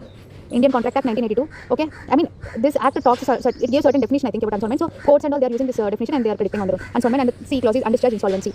If he or she has undischarged insolvency, okay, and then not citizen of India. Undischarged insolvency, you know, right? For example, there are still pending cases and he is not discharged, that is undischarged. Insolvency, his case is still pending in the court of law. If such a person, he is also not qualified to be an MLA. And then not a citizen of India. If he is holding some foreign citizenship, of course, how can he be an MLA? So this is also ground of disqualification to be chosen as an MLA. And then disqualified under any parliament law. So RPA 1951 में बहुत सारे disqualification है, section 8, holding, bribery, corruption. So all such things are there actually. So go through RPA 1951 in the parliament topic. You will get to know disqualified under any parliament law. You will understand that. Okay, this is parliament law, not state legislature law. Okay, so these are A to E provisions. If disqualified under A to E provisions mentioned in the constitution, then governor will disqualify. It's like if a question arises whether a person is disqualified or not, then the governor is the one who will decide such question. And the governor must obtain the opinion of the Election Commission of India. At ECI, whatever suggestion he gives to the governor, that is binding. I googled also, this is ECI only. Okay, ECI. Governor will finally decide the question whether he is disqualified or not, and the decision of the governor will be binding. But the decision will be done by the governor only after the recommendation of ECI, which is binding. Okay, and then 10th schedule. So 10th schedule anti-defection law. Everyone knows that presiding officer, speaker, or chairman, he is the one who is going to decide whether a member is disqualified or not. Okay, and ADL initially that law's 52nd Constitutional Amendment Act 1985 said that the registration of the presiding officer it is final and it is not subject to judicial review. But then there came this case at Kyoto Holohan versus Jaichilu 1993, which said that decision of speaker or the decision of the presiding officer it is subject to judicial review. Yes, other than that, the rest of the provisions of the 52nd Constitutional Amendment Act are valid. Okay, and then there came the next Constitutional Amendment 91st CA 2003. Basically, I will tell you what is ADL, then you will understand. You already studied in the parliament, so I am briefing up. A member will be called defected or disqualified if he voluntarily gives up his membership, or if an independent member joins a political party, or a nominated member joins a political party after 6 months. So within 6 months, if a nominated member joins, then it's okay. But if he joins a political party after 6 months, then it will be called a defection. And also, if a member, if he is participating in the rally of other political party, then that directly implies that he voluntarily gave up his membership in that political party he originally belongs to. In such a scenario, also it will be called as defection. Okay, and also the last one, split provision. So initially they used to say that if one third of the members, if they go together, then it will be not called defection. Initially it used to be there, but this 91st Constitutional Amendment Act 2003 it removed this split provision. Now if one third of members if they go into some other political party, now this one third all of them together they will be disqualified. Okay, therefore this 91st Constitutional Amendment Act 2003 it removed the split provision and it added the merger provision. That is, if more than 2/3 members go to some other political party, it means 66% are going. Therefore then it is okay. Then it will be not called disqualified. Then it will not be called defected. But if one third of people they are going to some other political party, then it will be called defected. Okay, so it removed split and it added merger provision. This is what I have written. If there is split of one third of people, if they are going together, then it will be called defected. Okay, so voluntarily giving up membership. If an independent member if he is joining some political party because people thought he is independent but he joined a political party, therefore he will be defected. And then nominated member if he joined political party after 6 months, then he will be defected. But before 6 months, no. And if you join some rally of a political party, it directly implies that you gave up a membership of your original political party. That is why you are openly participating in rally of other political parties. So therefore your membership is also gone. You are disqualified. Okay, these are all certain things where anti-defection law will be applied. Okay, and what are the provisions where ADL will not be applied? This is also important area. For example, during the elections of Rajya Sabha, ADL will not be applied. Why? Because see, in the elections of Rajya Sabha there is an open ballot system, and whip, right? There is one line, two line whip, etc. One line whip में कुछ नहीं होगा. One line whip it is basically like political party will notify you. That's all. You are having absolute freedom. If you want to go and vote, you can vote, or else you cannot even present. That's your wish. If you want to go, you can go. Presenting your wish to present or to vote, everything is your wish. That is one line whip, simple freedom. लेकिन two line whips होगी. In two line whip, what's going to happen? You need to definitely be present there. किसको vote करना है हम कुछ नहीं बोल रहे, बस present. So if a party is giving you two line whip, then also it's okay. But there is a three line whip. In three line whip, the party is asking you need to be present and you need to vote also. That is three line whip. Three line whip is very strict. Okay. Usually three line whip is used by political party during a no confidence motion because it's critical and you need to vote against a political party. In such scenario, a political party might be using three line whip to its members. Okay. Anyways, now during election of Rajya Sabha, if a political party issues a whip and if you are not binding to it, then it's not a problem. Why? Because see, whip cannot be applied. to elections of Rajya Sabha because it is not a proceeding of a house. It is an external election process. Okay, it is an external election process and there whip cannot be applied. So elections of Rajya Sabha, it's an open ballot and whip cannot be applied there. Okay, because it is not a proceeding of house. So if it is an open ballot, I think everyone knows who is voting whom. That's why they bought this. Okay, that whip cannot be applied. This was decided in the Kuldeep Nair case 2006. Okay, Kuldeep Nair case. So Kuldeep, he said that election of Rajya Sabha and defection law member will not be defected. And then there is when party expels you. For example, a party expel you. If party expel you, what can you do? You did not voluntarily give up your membership, so you will not be disqualified. But see, even if party expelled you, you are still subject to whip. That means you cannot still vote against your party. Party suspended you, but still you cannot vote against the party. That is something you need to know. Okay, you cannot vote. The whip will still apply to you. Okay, and then there is merger. You know, if more than 2/3 people are going, it means 66% are leaving the political party. So इसका मतलब defection apply नहीं करेगा. तो majority ही जा रही है political party तो defection क्या apply होगा? नहीं apply होगा. Okay, these are the three areas. Elections of Rajya Sabha. It's not a proceeding. It's just an election. So वहाँ पे ADL apply नहीं होगा. And then if a party expels you, you did not voluntarily give up. Therefore defection will not apply. And then merger, if 66% are going, then why will you be defected? Okay, and there is an ADL exception that you need to know. For example, there is a speaker, and if speaker resigned from a political party, that means if speaker voluntarily gave up from his political party, he resigned from his political party, then will he still be called a speaker? The answer is yes, he will still be called a speaker. Why? Because why defection is not being applied? That is the exception to the speaker. Why? Because he is now politically neutral. He is now politically neutral, and therefore defection will not be applied. He is a politically neutral person, therefore defection will not be applied. See, it is actually good. Why? Because in UK, if you see, after a member is chosen as a speaker, he will resign from his political party to maintain that neutrality. So ADL exception is there that okay, even if you resign voluntarily, we will not apply defection on you. And next there is one thing that people will think now if he is not an MP, will he still be a speaker? The answer is no. Okay, if you are not an MP under Article 94, that you will study soon in the Constitution, in the Parliament. I mean, you already studied. So there you saw that if you are disqualified as an MP, if you are disqualified as a member of the Parliament, so party से resignation अलग बात है. But if you are disqualified as an MP only, member of Parliament only, how can you be the speaker? You cannot be the speaker. And there is no 6-month grace period also. That member, he must come out and fresh elections need to be done. And he is not going to be the presiding officer during his elections. I mean, during his removal. Okay, during his removal, after he got removed, and see, there are his removal motion is being carried out, and for that, how can he be the presiding officer? So he will immediately resign, and there is no 6-month grace period like ministers, for example. Ministers, MP, without even being MP, they can be ministers for 6 months, up to 6 months. That such kind of grace period is not there for presiding officers. Okay, so therefore, under Article 94, he will be immediately disqualified. Okay, he will not be a speaker anymore if he is not an MP. Okay, that is ADL. Now we have seen disqualification under state legislature 190, vacation, DD, double membership, defection, resignation, and then what? Absence for more than 60 days. All of them they contribute to disqualification. And then you have seen 191 A to E provisions and 10th defection. A to E provisions may count disqualify करेगा governor by the Election Commission of India upon the recommendation of Election Commission of India, which is binding. And then 10th schedule that is decided by the presiding officer. Okay. One more thing, I have seen a question where they said that corruption. Let's say an MP is disqualified due to corruption charges. Who is going to disqualify? Who is going to finally decide? The answer is definitely governor. I mean, if it is an MP, the answer will be president. Why? See, whatever A to E I said, there you have seen disqualification under Parliament by law. Therefore, ultimately it comes to the president or governor only. Okay. Let us see the cases. 52nd Constitutional Amendment Act, ADL was introduced. It said that no judicial review upon whatever speaker is saying. The decision of the speaker is final and binding. So Kyoto Hold on judicial law 1993, it challenged and it said that no judicial review is applied. Okay, other than that 52nd Constitutional Amendment Act is valid. Other than this, judicial review provision. And then 91st Constitutional Amendment Act 2003. This is 1993, 2003. It removed split provision and it added merger provision. Next we had Nabam Rebia case 2016. So this is 2016. In this, what happens? Speaker or chair can't disqualify member if he himself is facing motion of removal pending. So Nabam Rebia case में ये decide हुआ कि I think it was in Assam where Nabam Rebia, I think he must be the speaker or someone. So उसका ऐसा हुआ कि scene the removal motion of speaker is itself pending, but the speaker what did he do? He disqualified all the members who are trying to disqualify him. Therefore that is wrong, right? Therefore Nabam Rebia case 2016, Supreme Court said that speaker can't disqualify members if he or himself is facing the removal motion pending. But Shivasena split, it misuses the Nabam Rebia case. So there is this Eknath Shinde faction and Eknath Shinde. There is Eknath Shinde and I think Uddhav Thackeray and Eknath Shinde, right? So Shinde is a clever man. What did he do? He got, he split from the original party, and then Uddhav Thackeray faction, it was separate. But still, their majority is less than 2/3, so they will be defected. Now, speaker, he tried to disqualify this Shinde group, but what this Shinde group do? These 1/3 people, they started defection. So, they started a removal motion against the speaker. Then, as per the Nabam Rebia case, if a removal motion of speaker is pending, he cannot initiate the disqualification, defection, ADL against his members. Therefore, using this time period, Shinde, he cleverly bought up some alliance with the political party, BJP, I think, and then he formed a group which is greater than 2/3. And after, once everything was formed, they declared that this Shinde group is the original Shivasena because they are having majority in the Maharashtra House. Okay, therefore, they basically misused this Nabam Rebia case. That is Shivasena split case 2023. Okay, see, 333, they are very common, but this Nabam Rebia is 2016. Okay, 52nd Constitutional Amendment Act 1985, remember it blindly. And then Kyoto Alone was rejected 1993. ADL judicial review is applicable. 91st Constitutional Amendment Act 2003, it removed split provision and it added merger. Nabam Rebia case 2016, motion of removal. Speaker can't disqualify member if removal motion of the speaker is itself pending, and Shivasena split case 2023, it misuses the Nabam Rebia case. So basically, there is no timeline on the speaker. So no time limit on the speaker. That is the main cause. I am a little bit confused, but this Keshav Megam Chandra case already before 2023 only 2020. Keshav Megam Chandra, in this case, they already said that the time limit on the speaker is 3 months. Must be 3 months. So it suggested it, but it was not actually implemented. So in the Keshav Megam Chandra case, Supreme Court said that the time limit on the speaker must be 3 months, and within 3 months he or she must finally decide. Okay, but Constitution it does not fix any timeline. And what all did you see? I think you saw 172 and 173 till now. 171 तो वही पे खत्म हुआ. 172 क्या है? 173 क्या है? 172 it talks about duration.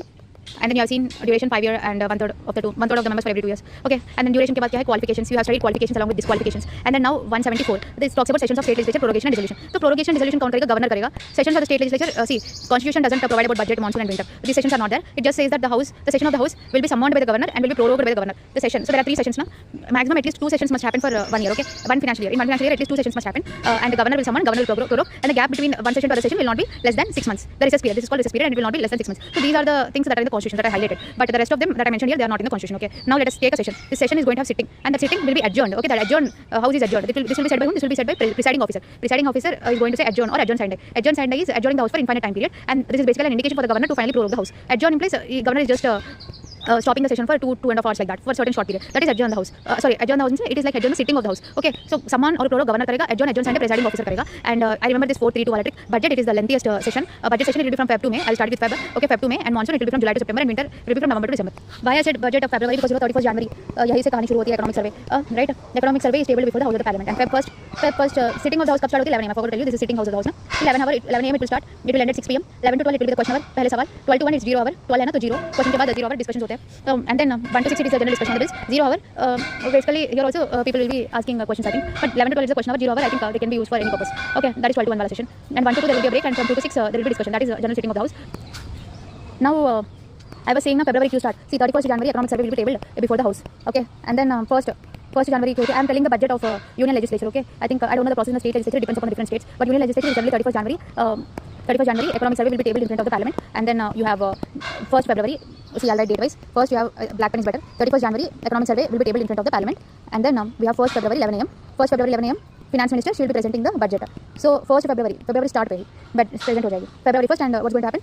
So finance minister when she presents the budget, it will be presented only in Lok Sabha. This is very important. It will be presented only in the Lok Sabha. There is no joint sitting. Okay, when finance minister is presenting budget, there will be no joint sitting. But remember, later you are going to study this special address, right? Before general election and before the start of financial year. In such scenario, special address, the president will summon joint sitting. Okay, let's see how it happens for the governor. Anyways, now let us see. Here, when finance minister Nirmala Sitharaman she is declaring, she's announcing or she's talking about budget, there will be no joint sitting. It will be only done in the Lok Sabha, and there is no joint sitting. Okay, it will be done only in the Lok Sabha. Okay, and next, that is 1st February 11 am. So that is basically the first reading. And उसके बाद time देंगे, 4-5 दिन का time देंगे, and then basically Rajya Sabha के सामने सिर्फ budget का document एक present होगा table पे. That's all. But actual speech is going to be in the Lok Sabha only. So finance minister she will present the budget in the Lok Sabha. Okay, a copy will be presented in the Rajya Sabha, and there is no joint sitting. And next उसके बाद 5th February आ जाती है. 5th February it is the first stage of discussion. यहाँ पे कुछ general discussion होती है. General discussion 5th February, and then add 4 days further it will become 9th February. So 9th February what's going to happen? There is this expenditure charged on upon CFI, right? Charged upon CFI. So charged expenditure जो होगा उसके बारे में discussions करेंगे. Okay. So not voted expenditure but charged expenditure they are going to be discussed on 9th February. So 9th February पे ये हो गया 159 हो गया, and then we directly skip to 1 month because there are department related standing committees ना, वो पहले budget की क्या है सब कुछ inquire करेंगे department related standing committees, and after the inquiry they require certain months, so we will directly fast forward to 9th March. And 9th March detailed discussion will happen. Detailed discussions on this is charge expenditure ना, they will discuss on voted expenditure, that is demand for grants. Okay, they will be discussed now. They will be discussed and they will be even put to voting. Okay, this usually happens for 7 to 10 days, and even after that, even some bills might be pending, right? They are, or they can be through kangaroo motion or whatever it can be bulletin. They might think accordingly and they might finally pass. So the number of days that they must vote or they must discuss, the time period for the discussion, that will be decided by the speaker. Okay, speaker is going to decide the time period in consultation with whom? BJP, Narendra Modi. That is leader of the ruling party is the leader of the house. Speaker along with the leader of the house is going to decide. Speaker in consultation with the leader of the house is going to decide the time period up to which he must allow this discussion, and after which he must start putting them to vote. So that will be decided by the speaker after consultation with the leader of the house. Okay, and finally they are put to voting. So this is the general trend how budget is passed. 9th March पे कहानी खत्म हुई.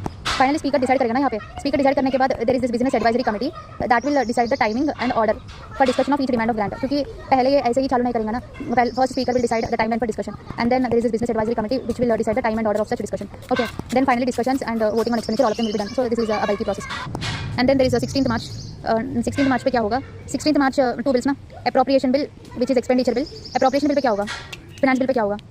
Appropriation bill पे क्या होगा? Finance bill पे क्या होगा? Finance bill it basically talks about taxation. Appropriation bill it basically talks about demand for grants and charged expenditure. Demand for grants it's a voted expenditure. Demand for grants plus charged. So both of them they are appropriation bill, and there is a finance bill which is about taxation. So 16th March पे appropriation bill तो हो जाएगी क्योंकि इतना ही discussion कर रहे हैं ना 9th March से of course. So that will be done. 16th March पे तो उसी दिन पास हो जाएगा सारे बिल्स उसी दिन तक. And then finance bill it gives effect to taxation. तो आगे से हमें किसको चार्ज करना है, that is finance bill. So how we need to get revenue, so that will also be passed. Okay, it can contain amendments to income tax act, custom tax act, GST act, whatever they are, all of them. Okay, they can be passed on the same day or the next day after the appropriation bill is passed in the Rajya Sabha. Okay, but I think this finance bill and appropriation bill both are money bills, and therefore Rajya Sabha need to give recommendation within 14 days. Okay, both of them Rajya Sabha need to give recommendation within 14 days. And there is this 31st March. What happens on 31st March? 31st March, both the bills are passed by the houses and they're finally set for the president assent. President का assent अब बाकी है and after president assent finally the budget of government of India is passed. 31st March. तो हम कब से start किया? First Feb से स्टार्ट किया and 31st March पे आ गया. Okay, 2 months लग गया ना. Okay, that's how the story started from the 31st January. 31st January, economic survey is tabled before the parliament and 1st Feb 11 am पे Nirmala Sitharaman she presented budget in front of Lok Sabha. She presented budget to the Lok Sabha. Not there is no joint sitting. And then 5th February a general discussion will take place. That is just a general discussion. On after 4 days लोग पढ़ के आएंगे ना 4 दिन उसके बाद general discussion होगा. और 9th फेब पे क्या होगा? चार्ज एक्सपेंडिचर पे डिस्कशन करेंगे. 9th Feb only charge. Okay, charge expenditure discuss कर सकते हैं ना. तो अब जो मेन चीज़ है वो 9th मार्च से शुरू होगा. इस 9th Feb and 9th March what and all are they going to discuss? They are going to discuss demand for grants, that is voter expenditure. They are going to discuss about detail discussion will be there and for such detail discussion the time period that must be given is decided by speaker in consultation with house of the house, leader of the house maybe Narendra Modi. Both of them are going to discuss and then BSc business advisory committee will also tell the order and the time period how it must be done. And then on the 16th March appropriation bill, on 16th March appropriation bill and finance bill both of them they must be finally passed. यहाँ पे बहुत discussion होगा, voting का time period भी बताएगा, सब कुछ होगा. फाइनली 16th March पे appropriation bill which has a demand for grants and charge and finance bill which is asking to finally give effect to the taxation policies. Both of them they must be passed on 16th March. Let's say appropriation bill तो उसी दिन पास होना है 16th March. Finance bill next day भी पास हो सकती है. Okay, finally by 31st March president he must give assent. After president gives assent the bill will become bill will come into effect. That means the budget is passed by the government of India. Okay, if budget is not passed then it will show no confidence and finally if budget is not passed the government must resign. Okay, so budget pass करना बहुत जरूरी है. So we have discussed what and all. I think कहाँ से start किया? 172, 173, 174 है ना. This is duration, this is qualification. We discussed along with the disqualifications. Okay, from 190 to 193 we have discussed disqualifications and then 174 what did we see? Sessions, prorogation and resolution that is done by the governor, right? Now we need to see 175, 176, 177. See 175, 176, 175 both in the parliament and the state legislature it tells one thing. For 175 address and send messages it's up to the president or the governor to decide. For example, they can either think to only address legislative assembly, I mean only one house, or they can think to assemble both of them together. This is okay. But in 170, I mean under 87 or 176, it must be joint sitting. Okay. Of course, if the state is not having legislative council, then only house one will be there. But if in case if there is legislative council, then there will be joint sitting. Okay, that is for 176. So 175, it is upon the discretion of the president or governor. It can be either joint sitting or it can be only to one house. The president or governor can address either house. Okay. But in 176, it is a joint sitting, special address. Usually, it is done during the first session of each year or during the first session of year after general elections. Okay. Okay. So 175, it says that the governor may address to the legislative assembly or in case if there is legislative council, either house of the legislative, either house or both the legislative assembly and council assembled together, the governor can address. Basically, governor not only can address, he can also send messages to the house with respect to any bill which is pending or with respect to anything that he thinks certain minister's opinion is not being considered. Then in such scenario, governor can send messages to that house. Okay, and similarly, governor he can do special address at the commencement of the first session, of general year, at the commencement of the first session of the general elections of the legislative assembly, and at the commencement of the first session of year. Then governor can do a special address using this combined joint sitting. Okay, in case if there is a legislative council present. Okay, now I think you understand 175, 176, and 177 it is talking about the right of ministers and advocate general. See, very simple. Just like parliament, here also what's going to happen? They are having the right to participate. I mean, right to speak is there, but they cannot vote. That is the thing. They can take part in the proceedings of the house, but they cannot vote. Basically, till now, what did you study? You started with 168, 169, 170, and 171. This is about the composition of legislative assembly. This is composition of legislative council. For this, we remember with 3, 4, 5, 6 trick. 1/3, 3, 4, 5, 6. Okay, this is going to be the strength. Okay, and 168 constitution of state legislature. It is going to consist of governor. Next legislative assembly and legislative council if it exists, and then if it exists मतलब abolition or creation के लिए full membership implies what? Total membership. 1/3 of 1/2 of total members plus 2/3 of present and voting. Full membership plus parliament must pass the law. So that is abolition or creation of a legislative council. Okay, these are the 4 articles. And then what did we study? After 171, let's go to 172, 173, 174, 175, 176, 177. Okay, for all of them we are going to there is this plus 18 rule. To them also you can try adding 18 and this will work. Okay, these 3 articles we have seen that 172 talks about qualifications, not qualifications. That is about duration. Okay, duration and next qualification. 174 it is talking about session, prorogation and dissolution. 175, 176, 176 governor का power. 175 में क्या? 176 में क्या? That is generally the power of the governor. I mean the right of the governor to send messages to the house. That is 175. 176 this is special address during the start of a financial year or during general elections. Okay, that is special address. And 177 में क्या देखा हमने? 177 ये governor नहीं है, for ministers and the advocate general. They have the right to participate. I mean they have the right to speak, but they do not have right to vote. That is what we have seen in the minister and advocate. What did we study in qualifications? We have also studied disqualifications, right? 192 to 193 and 190 क्या? 191, 192, 193. These are the articles. Okay, what is 190? 190 it is talking about vacation. 4 cases where vacation can happen. One is the double membership and secondly double membership की case पे secondly it is about defection. 10th schedule पे defection होगा तो तब भी seat vacant हो सकती है. So vacation a seat of a member can be called vacant due to double membership or due to defection, and then R resignation, DDR, double membership, defection, resignation, and then absence for more than 60 days, which does not include adjournment for more than 4 consecutive days. That is under Article 190. So 191 and 192 we studied together. 10th schedule. I think it has two clauses, subclause 1 and 2. So in the clause 1 we have studied about governor, right? Governor on the recommendation of PCI. And 191 subclause 2 that is about defection under 10th schedule. Who is going to decide for this? Presiding officer is going to decide whether a member is disqualified under 10th or not. Presiding officer, it is a speaker or chairman, whoever it is. And if it is disqualification under A to E, then they are decided by the governor. And A to E, you know what are they? They are office of profit, undischarged insolvent, undischarged insolvency. What did we study? Unsound mind. I say office of profit hai undischarged insolvency. Why? Because he is unsound mind. And then there is one more thing, citizen of India. If he is not citizen of India and if he is having foreign citizenship. And then E, it is about any parliament by law. Okay, under all such scenarios, the governor is the one who is going to decide along with the recommendation of PCI. And 191 and 192 go hand in hand. The recommendation of PCI, it is binding. That is mentioned in the 192. There you did not study 193. 193 I am going to tell you now. The 193 is also important. That talks about penalty for sitting and voting before making oath or affirmation. For example, if a member he did not subscribe the oath without even taking vote, he is sitting as an MP and he is even participating in voting. Okay, तो vote करके बिना ये सब तुम कर रहे हो तो तुझे penalty देना पड़ेगा. See that penalty का amount it is 500. It is 500 in case if he is an MP, but in case if he is an MLA, it depends upon the state legislature. They might have their own penalty, right? So the constitution it says that it will be decided either by the parliament by law or state legislature, but it did not give any specific amount. So 500 per day. So the number of days you delay, that is the amount. Okay, that is the penalty that you need to pay. However, that amount it will be recoverable as a debt to the union government. Basically, it will be given to the government of India. Okay, of course, since it is a penalty as a debt to the government of India, it will go to the consolidated fund of India. So the same penalty it will go to consolidated fund of state if it is for MLA. Actually, state legislature that also said 500 rupees only. I just now. That is 500 per day even for the state legislature. Let us try to answer some MCQs. Which one of the following states is an exemption to the provisions of Article 170, which says that state legislative assembly of state shall consist of not less than 60 members. Okay, so basically you saw this provision, right? There is this what is this 3, 4, 5, 6 rule? 1/3 of legislative assembly, 40, 560. Okay, but this is not absolute and this can also be breached. There are certain states which are exempted under this. For example, if you say Sikkim, it does not follow 60 members follow rule. It has less than 60. So basically minimum strength that can be breached. Okay, now let us see next question. Constitution of India provides that the legislative assembly of each state shall consist of not more than 450 members. It says 500, right? So option 1 will be wrong. And next, a person shall not be disqualified to be chosen to fill a seat in the legislative assembly if he or she is less than 25. Shall not be disqualified less than 25 is wrong. It should be more than disqualified, no? Read the question carefully. Shall not be qualified, not disqualified. Okay, shall not be qualified if it is less than 25. Correct, no? So B. Read this para carefully. The maximum number of members of assembly shall not be more than 500 or less than 60. The smallest assembly in the union territory is Puducherry 33. In UT it's Puducherry and in state it is Sikkim 32. Okay, I mean that 60 is that can be breached also.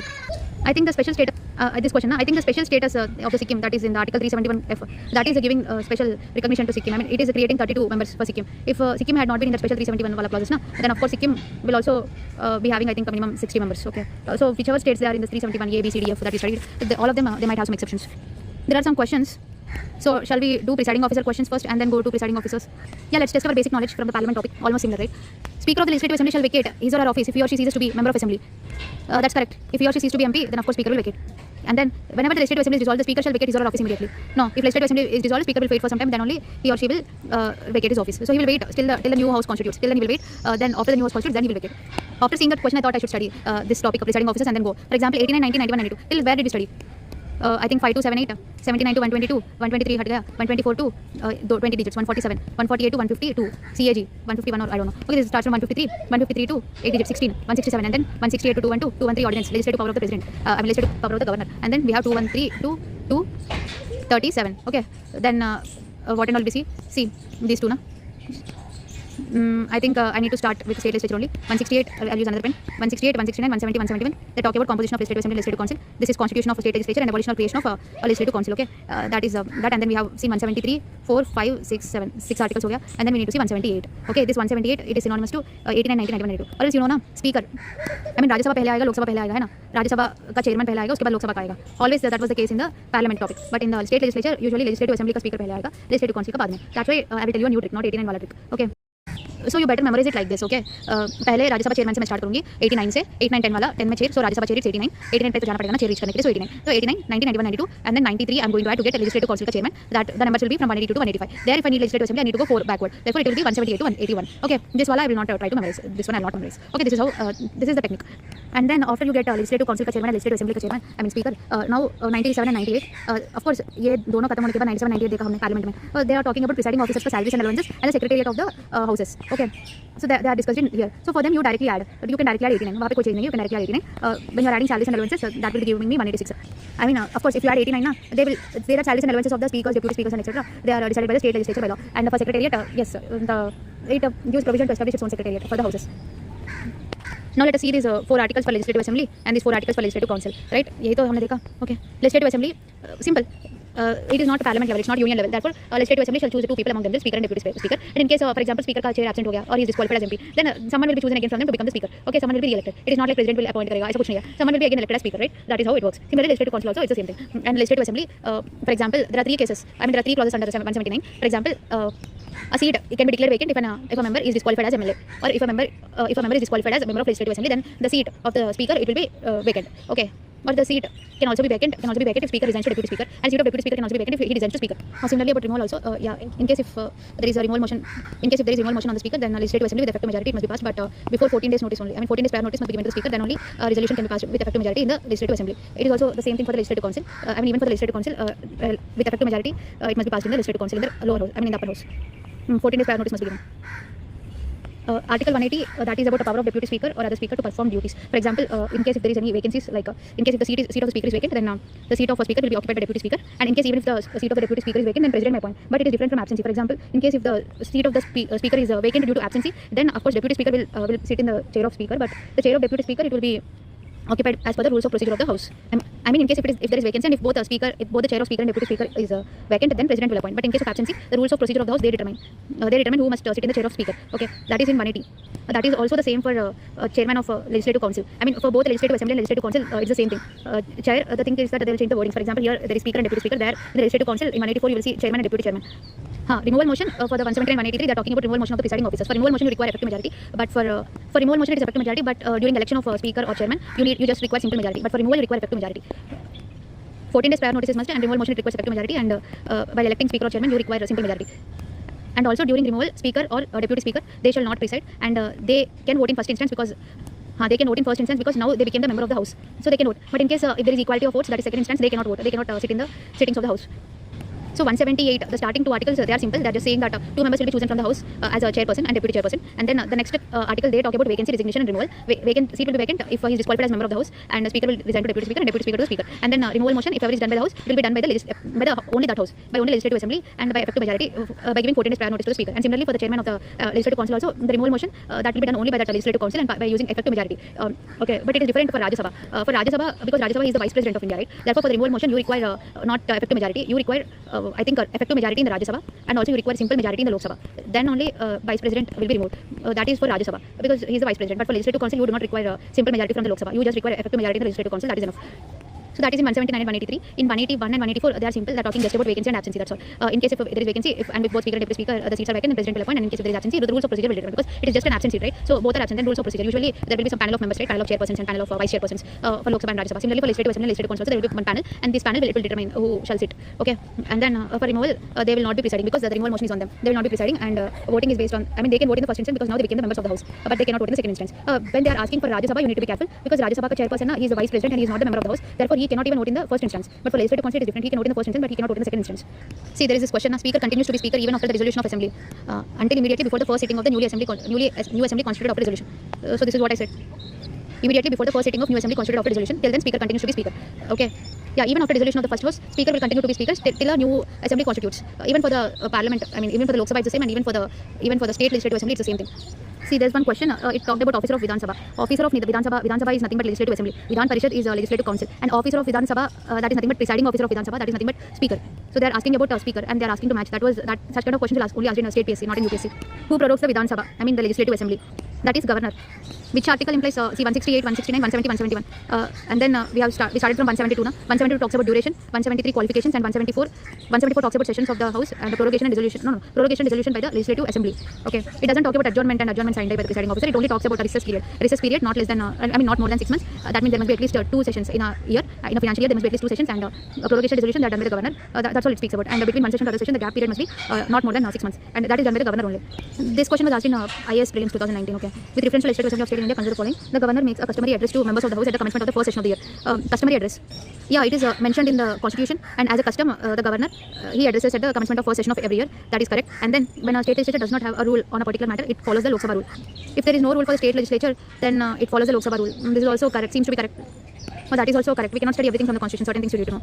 There's a question on motion for the adjournment on a matter on public importance. Okay, adjournment motion. So any legislative assembly, if it is about adjournment motion, even for the parliament, adjournment motion, speaker consent is necessary before you raise any motion. Okay, adjournment motion also you require speaker consent, and speaker consent is required. And whatever time period is given, that in the time period you are completely restricted to talk about only that specific matter. Okay, and then not more than, I mean, in one session you cannot use more than 2 adjournment motions, because already one session you are having 11 to 6 and you are already taking 2.5 hours. Therefore, not more than one motion shall be made in the same sitting. Okay, they are asking quorum required in state legislature. So quorum is always 1/10 of the total strength. So even in the state legislature, that is the same. 10 members or 1/10 of the total members. Whichever is less, whichever is greater. So greater is correct. Anyways, it is saying 30 members now. I don't even remember. I just remember 1/10. So I think whichever is greater must be correct, and it is 10 or 1/10. Quorum, it is 10 members or 1/10, whichever is greater. So this question, it confused you with the different electoral colleges. Okay, the state legislative assembly can participate in election of which of the following. President of India, he is going to have all the elected people. They can be MPs or MLAs. Okay, but vice president, he is going to have vice president क्या है, chairman of Rajya Sabha है ना, तो vice president के लिए MPs of both Lok Sabha और Rajya Sabha होंगी. State MLAs, they are not going to participate in the election of Rajya Sabha. I mean vice president, vice president में सिर्फ MPs. Okay, not MLAs. Whereas the president, it is both the MPs and MLAs. For Rajya Sabha, how members of Rajya Sabha are elected and how members of legislative council are elected. So members of Rajya Sabha, elected MLAs of respective states, they are going to elect the members of Rajya Sabha, elected MLAs. So I mean, you have legislative assembly and legislative council, no? So these are the elected MLAs. So they are going to elect the members to the Rajya Sabha, and that's how states they represent their share in the Rajya Sabha. And also, yeah, if you see fourth schedule, you are going to have different seats to different states. Okay, and for the legislative council, it's a very complex one. But you have seen 1/3 will go to MLAs who are not. I mean, 1/3 are elected by MLAs, and they vote people who are not MLAs. And next 1/3 they are elected by the local bodies, and 1/6 they are nominated by the governor. And these 1/12 they are people with knowledge. For example, teachers and university graduates who are having at least minimum 3 years of experience. So now they are asking in the question, state legislative assembly. I mean, the state legislative assembly can participate in the elections of women. So president, it is MPs and MLAs. It is both elected MPs. Elected is important here for the president. Elected MPs and MLAs. Okay, MPs in both Lok Sabha and Rajya Sabha, and MLAs from all 28 states and 3 union territories. Elected is important. So elected MPs and MLAs for the president. And for vice president, it is only MPs. MLAs are not there. Only MPs in place. Only MPs in place. Both elected and nominated MPs will be there, and MLAs will not be there. Okay, therefore option 2 को हटाएंगे क्योंकि state legislative assembly will not participate in the vice president elections. अगर option 2 को हटाएंगे तो B और D, and in that we need to see whether fourth is correct. Legislative council MLAs, they participate and they elect people who are not MLAs. So that is also correct. Fourth option is correct. Third is also correct. 1, 3, 4. See, contingency fund के ऊपर question है. अब contingency fund से ना, I know one thing that so contingency fund, it is placed at the disposal of president or governor. If it is contingency fund of India, it is placed at the disposal of president, and if it is a contingency fund of state, it is placed at the disposal of governor. And okay, during emergency situation, they can immediately draw out money.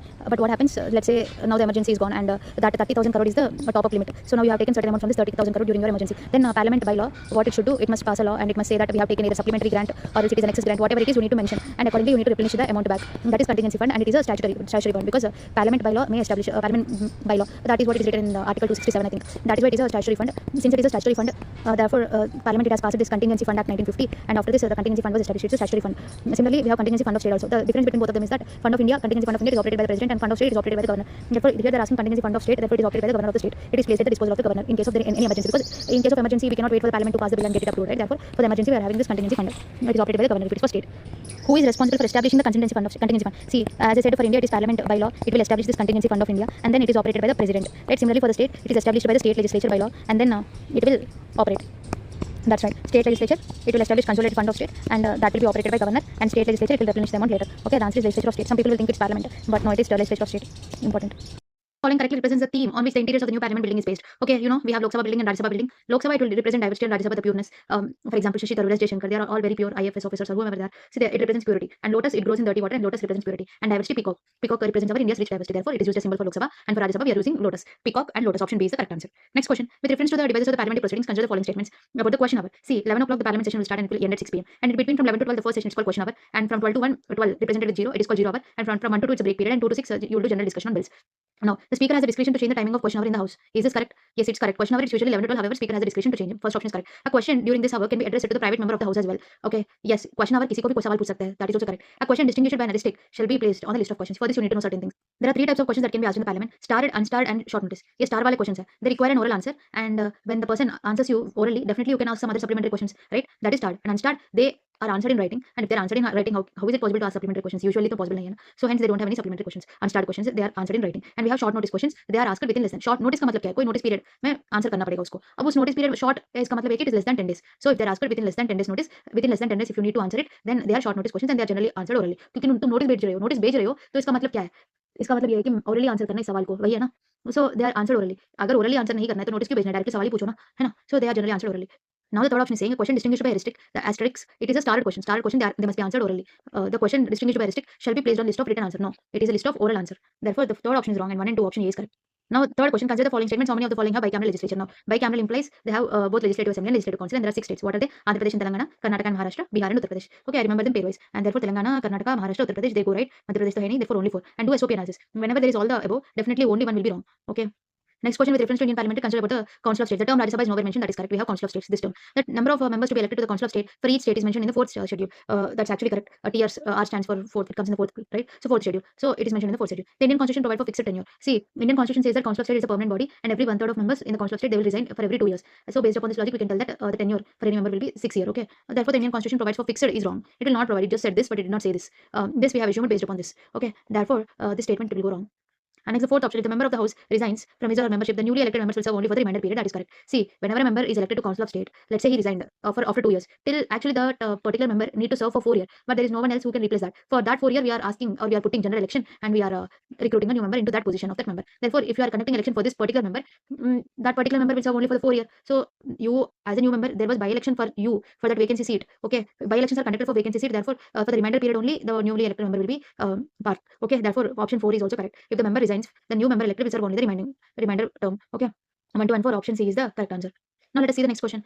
Which one of the following was the first pro tem speaker anonymously elected by the speaker, elected as the speaker of Lok Sabha? So who is the first pro tem speaker?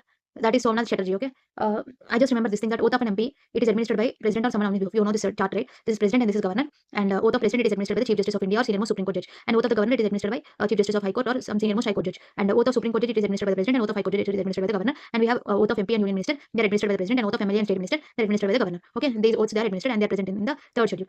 Oath of president, oath of governor, and oath of vice president, they are present separately in the articles in the constitution. They are not mentioned in the third schedule. And also, do you remember the oath of MP? Yes, oath of MP, they are administered by president or someone appointed on his behalf. And usually, it is not the president; it is someone on his behalf. And that someone on his behalf is the speaker pro tem. Okay, this is where I heard about speaker pro tem.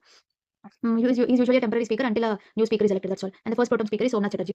Now next, with reference to functions of the Parliament of India, what are the judicial functions? See, impeachment of the president, of course, इसके लिए बहुत लंबा process है for the violation of constitution. This is the only ground for the impeachment of president. And yes, that is a quasi judicial. Removal of judges का removal इतना कठिन है ना? There must be some inquiry committee and lot of stuff we learned. Okay, that is also a quasi judicial. And then punishing its own members for the breach of privilege or contempt. Yeah, you are examining certain things. You are punishing the members. Therefore, it also seems to be quasi judicial. Censuring, it is a part of parliamentary proceeding instrument. If censure motion is a part of parliamentary instrument, you are just using the censor motion, right? Censoring the minister for certain policies and actions. It will not be a judicial function, right? You are just passing the censor motion to it. It is a parliamentary proceeding instrument. And instruments, how can they be quasi judicial action? No, it's not. Fourth option, if you eliminate only 3, option C. The legislative control over the executive ensures for financial prosperity. Remember one thing that don't blindly check whether it's correct or wrong. See the type of question. It's assertion, reason, and 3 statement based question. And therefore, if it is 3 statement based question, of course statement 1 will be correct, and you need to just see whether these 2 are explaining. So don't go into depth analysis whether statement 1 is correct or wrong. It's correct. You need to check whether these 2 are explaining statement 1. Now the statement 2. The legislature can discuss the use of misuse of public funds on the basis of report of the public account committee. That's correct. See, this first statement implies that whenever, let's say, executive, let's say minister, he's not handling funds properly or something. Now, to ensure that financial propriety, legislative can control over executive, right? That is what statement 1 is saying. Now, statement 2, the legislature can discuss the use or misuse of public funds. So, it's actually explaining statement 1. So, based upon the reports of a public account committee, legislature might think that public funds are being misused. Therefore, statement 2 is also correct. Statement 3, the preparation and presentation of the annual financial statement for the approval is the constitutional obligation of the executive. See, that is the constitutional obligation. Of course, annual financial statement, it has receipts and expenditure, receipts, payables, and expenditure. What is expenditure? Expenditure, it's Article 117, right? So all of them they are mentioned in the constitution, and yes, it's a constitutional obligation. Nirmala Sitharaman, she will present every year. Why? Because it's a constitutional obligation. So therefore, yeah, legislative, it will control executive to ensure financial propriety. This also matches. Therefore, I will mark option A. Now, 8th question, under the following circumstances, which one of the following will it be constitutionally valid for the President of India to dissolve? See, valid ground. One is no party or coalition of parties able to form stable. अगर stable government नहीं है तो president dissolve कर सकता है. And then if the council of minister fails to prove its majority, yes, of course. And if the speaker advises the president to dissolve, नहीं. अगर यहाँ पे prime minister होता तो मैं सोच लेता. Prime minister will advise the president to dissolve. कोई वजह हुआ होगा तभी तो prime minister ने बताया dissolve करने को. I'll take it correct. But here they are saying speaker, so I'll take it wrong. If I eliminate 3, option B. In context of Indian politics, consider the following statement. Provisions as to disqualification on the ground of defection were applied to the constitution through 52nd. That's correct. And then 52nd CA 1985, it talks about anti-defection law. A person disqualified on the ground of defection under the 10th schedule shall also be disqualified from holding any remunerated. अरे यही तो loophole है. 10th schedule में जो भी disqualify होगा ना, वो बाई इलेक्शन में फिर से पार्टिसिपेट होगा और फिर से वही सीट में लड़ेगा. तो ये क्या मतलब हुआ? इतने सारे लूपहोल्स हैं. And now you are seeing that shall also be disqualified for any remuneration. ये तो बहुत ही जस्टिस हो गया ना. इतना जस्टिस नहीं है 10th schedule में. Okay, therefore second statement will be wrong and option 1 in 9th first option is correct. With reference to special address by the President of Parliament under the Constitution of India, consider the following statement. This address has to be to both the houses. See, joint sitting का मतलब ये है ना, special address joint sitting करेगा president, वही तो है। So या special address with president is only during joint sitting, therefore the first option is correct.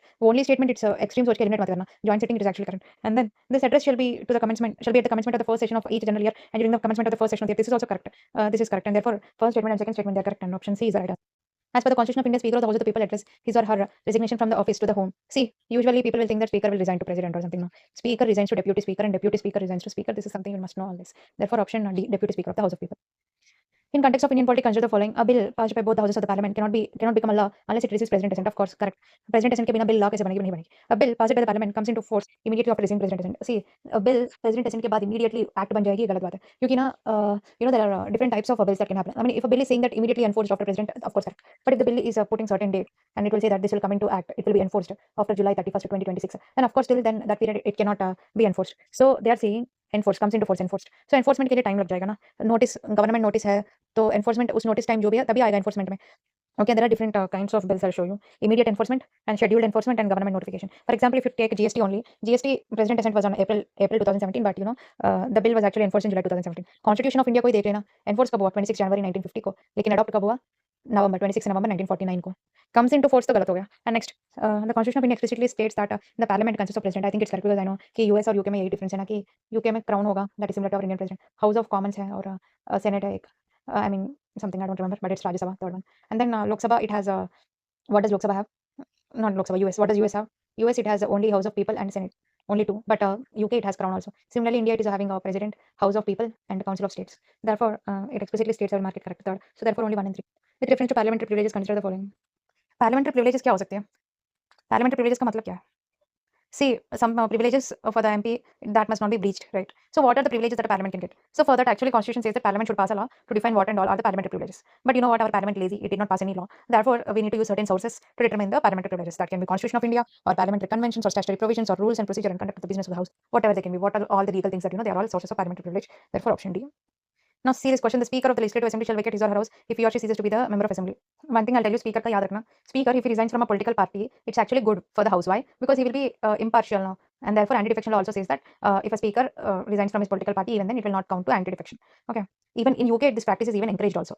After the House chooses a certain person as speaker, he will resign from his political party. Okay. Even then, the speaker can still sit in the chair of speaker. But if the speaker, if he is not a member of the House, then in such scenario, he cannot be the speaker. Minister, for example, if he is not a member, he can still participate in elections and win. For that, 6 months grace period is also given. But for speaker, there is no such grace period, and he should withdraw from his speaker office position. Okay, that is mentioned in Article 94 only. That if speaker is not a member, then definitely he must come out of the chair of speaker. That is the constitutional provision. Okay, the speaker of the legislative assembly shall vacate if he ceases to be a member of assembly. That's correct. He must vacate the chair. That's correct. Whenever the legislative assembly is dissolved, the speaker shall vacate immediately. No, speaker will not vacate immediately. See, speaker will be there, and other members they are going to go, and the new members are going to form. Until newly constituted house assembles, speaker will sit on the chair. Okay. That is the responsibility of speaker actually. Therefore, statement 2 is correct, statement 1 is 2 is wrong, 1 is correct, and option A. According to the fourth schedule of Constitution of India, which one of the following union territories are allocated seats in the Council of States? This is the fourth schedule, and it talks about allocation of seats in the Council of States. We have 28 states and 3 union territories. This table has 28 states and 3 union territories, which talks about allocation of seats to the Rajya Sabha. So, what are those 3 union territories? One is Jammu and Kashmir. Next, we have Delhi, and then Puducherry. These 3 union territories, they are part of Rajya Sabha. You know, right? Rajya Sabha, it has 28 states and 3 union territories that we have discussed in the parliament topic. 28 states and 3 union territories. They participate in the elections to the Rajya Sabha. Okay.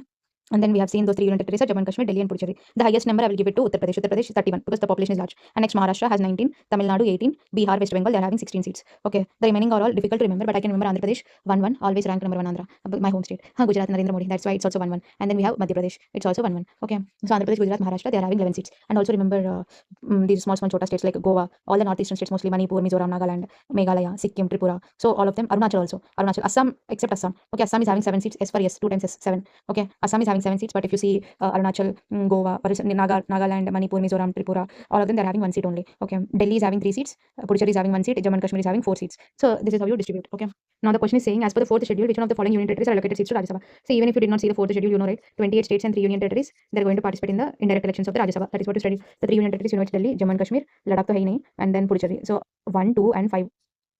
The next question is talking about some Miss Y. She is 27-year old and she's registered as an elector. Okay, now she's an elector and she's a citizen of India and she belongs to Telangana. Okay.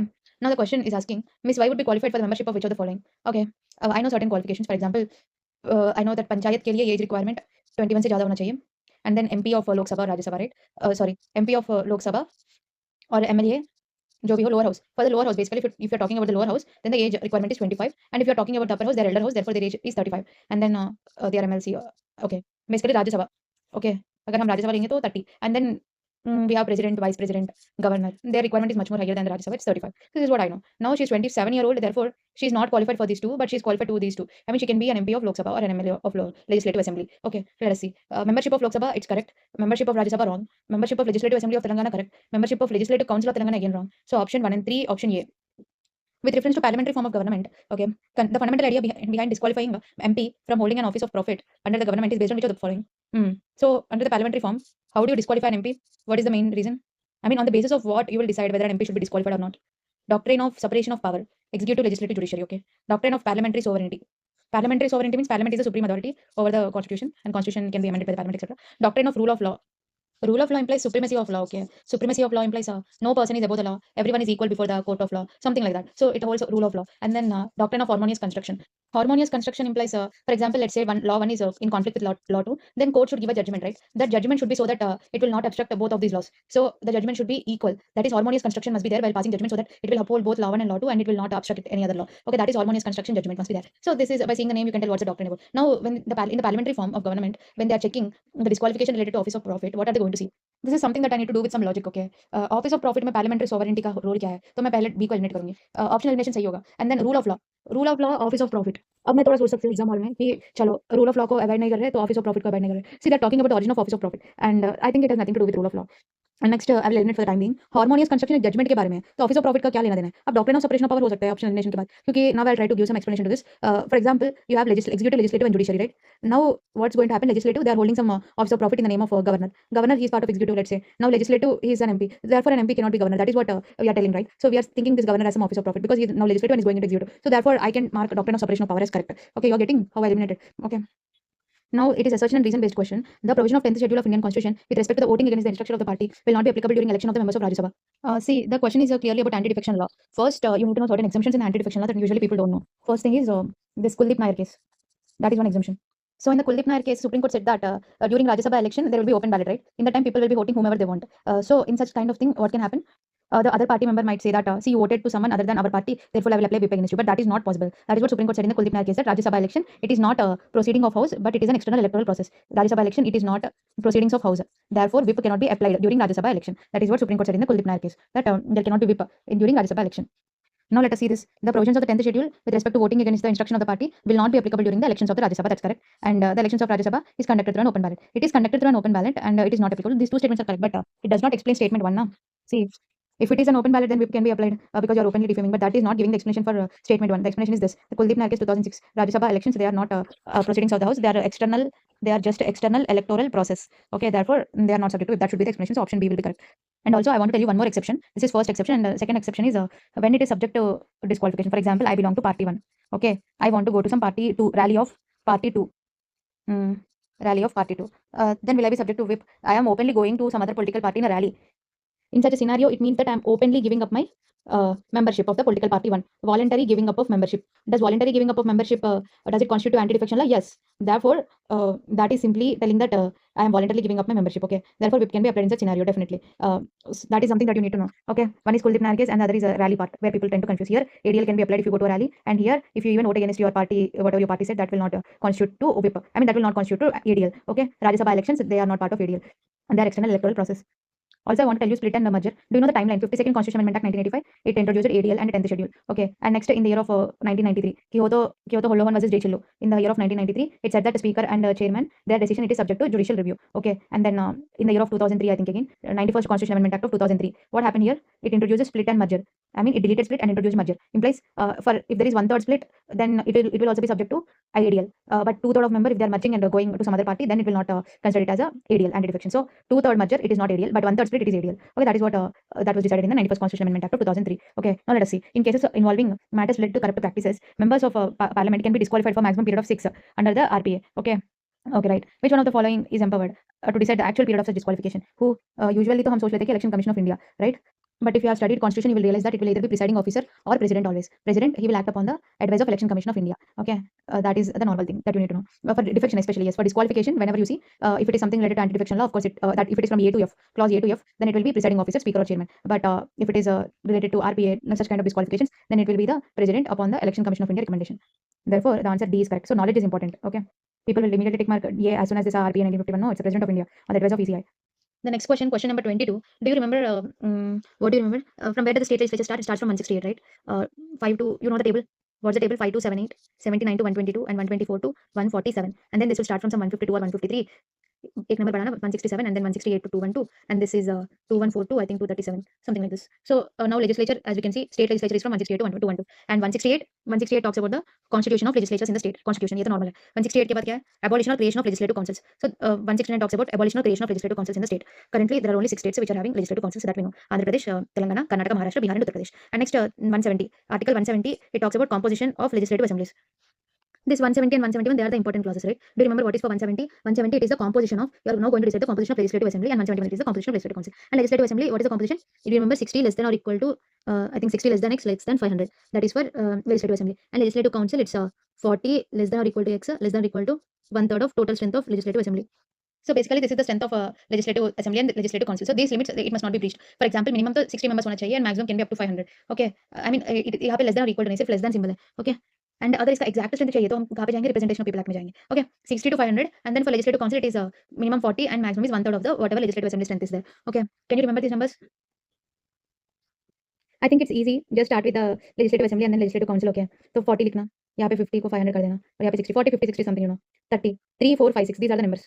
Okay, you are coming in this direction. Okay, 1/3 of legislative assembly and 40, 500, 60. So 3, 4, 5, 6. Even if you remember the chronology, you can try to memorize. And legislative assembly and next legislative council. Now the question, with reference to legislative assembly of the state, consider the following. There is no state with legislative assembly having strength less than 60. So that option is only wrong. Why? Because see, I definitely said 60 to 500, but there are exceptions like Arunachal, Sikkim and Goa. They are having only 30 seats. And then Mizoram, it's having 40. Nagaland, it's having 60. So yeah, less than 60, there is no state implies it's wrong. Remember, at least Goa, Sikkim, which are small, and Arunachal, they are having 30. Even Mizoram, it's having 40. So there is no state becomes wrong. The total number of seats in the legislative assembly of each state is fixed on the basis of 2001 census. See, you already know, right? 2000 census, this is used for territorial constituencies. Territorial constituency implies to adjust the borders. Okay, to adjust the border between the constituencies, territorial borders. But to fix the total number of seats, we are using only 1971 census. So therefore, second option is also wrong. Third option, no member of any state legislative assembly is indirectly elected. And again, this is our general assumption that no member of any state legislative assembly is indirectly elected because वहाँ पे तो elections ही होगी ना. लेकिन this is also wrong. See, the fourth statement and the third statement. Third statement is saying that no member is indirectly elected. See, you know this Sikkim and Nagaland. वहाँ पे indirect elections होगी. Okay, the state legislative assembly भाई difference है कि you know what, in the state legislative assembly ना there can be direct elections and also indirect elections in some state like Sikkim and Nagaland that you see Sina. Okay, Sina में Sin papam. Okay, Sina there indirect elections can happen. But you know nominations they were completely banned after this 104th Constitutional Amendment Act. See, why initially governor used to nominate some Anglo Indians, but after this 104th that ceased completely and there are no nominations but indirect elections are there. So no members of any state is indirectly elected. It's wrong. But the fourth option, which is saying presently no state have a member nominated by governor, it's correct. Okay, because we have seized it. Therefore, option D is correct. Situation, does the seat of the MP become vacant? Okay. See, in case of absency, I remember that seat will become vacant. Absency for 60 days. I mean, almost 2 months, the seat will be vacant. So here they are saying 30 days, so this will be wrong. And next, if he or she fails to subscribe an oath of information, देखो अगर oath of information fail होगा मतलब subscribe करना भूल गया तो उसके लिए ना I think there is some penalty mechanism. I don't exactly recall how much is that, but definitely I remember that it's penalty mechanism, not vacancy. Okay, therefore this will be wrong. If he or she makes within 6 months, no, this is wrong. If he or she is elected as president of India, भाई अगर president of India हो गया तुम, क्या तुम MP रह सकते हो? एमपी का सीट तब वैकेंट डिक्लेयर करना पड़ेगा ना. Therefore elected as president of India would be correct and I will mark 3 only, option B. And remember, I might mark 1 and 3 in the exam hall. That's why whenever you find something wrong, just pick mark wrong here. Don't circle and leave it. Which one of the following with regard to Speaker of Lok Sabha is correct? With regard to Speaker of the Lok Sabha. So the question is testing you how much you know about the Speaker of Lok Sabha. He or she is elected by the members of Lok Sabha through a simple majority. That is actually correct. And then the election of the Speaker of the House shall be held on such a date as the pro tem Speaker decides. Who is going to decide the election of the Speaker? It is the President. Election of Speaker is going to be, the date of election of Speaker will be decided by the President and date of election of Deputy Speaker will be decided by the Speaker. This is what you have studied, right? Therefore, as the pro tem Speaker decides would be wrong. And next, if you eliminate 2, only one option got eliminated. Okay. He or she is the ex officio chairperson of the Conference of Presiding Officers of the legislative bodies. This is actually correct because see, it is conference of presiding officers. I mean, different legislative bodies are going to have some chairperson, presiding officers, right? So if they all together create a conference, that conference is going to have ex officio chairperson. That chairperson is going to be the Speaker of Lok Sabha in general. That is correct. And then he or she is the appointing authority of Deputy Speaker of Lok Sabha. Is the Deputy Speaker appointed? This is the trap. He is elected. Okay. Therefore, option 4 is wrong. And 1 and 3, it's correct. B. Which one of the following statements are correct regarding the joint session of both the houses? Joint session of the houses of the Parliament. So joint session के बारे में पूछ रहे हैं. It is not. It is an enabling provision empowering the President to take steps for resolving deadlock. Joint session इसलिए तो करते हैं. See, there is a deadlock. Lok Sabha is accepting, but Rajya Sabha is rejecting. In such scenario, president will do what? President will appoint a joint sitting session. Okay, it will appoint. I mean, it is an enabling provision empowering the president to take steps regarding the resolution of deadlock. So option 1 is correct. Second statement is saying that. Okay, president या speaker को doubt आ सकता है. President is the one who appoints this joint session. Okay.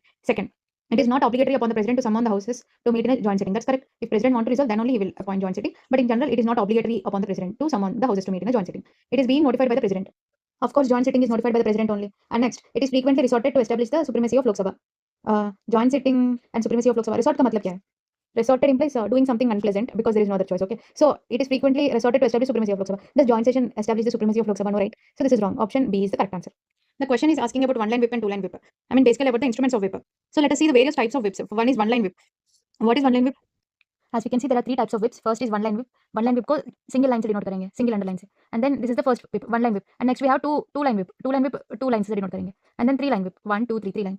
So this is how you denote. Basically single underline, double underline and triple underline. तो मेरी convenience के लिए मैंने imagination के लिए ऐसे ड्रॉ किया. अब यहाँ पे क्या है, प्रेजेंस की मैंडेटरी है. Two line whip presence is mandatory. Three line whip presence and voting is mandatory. So now let us discuss each one. One line whip, what is the function of one line whip? This whip, it notifies members about the upcoming vote, that's all. So the political party leader is going to just tell that there is a voting going to come, you must just go and vote, that's all. Just they are going to give you some notification. Okay, so one line whip, it just notifies the members about the upcoming vote, and it is non-binding in nature. So it is non-binding and members, they can choose to abstain, and they can choose to abstain the party line. Since it is non-binding, members, they can abstain or not follow the political party line.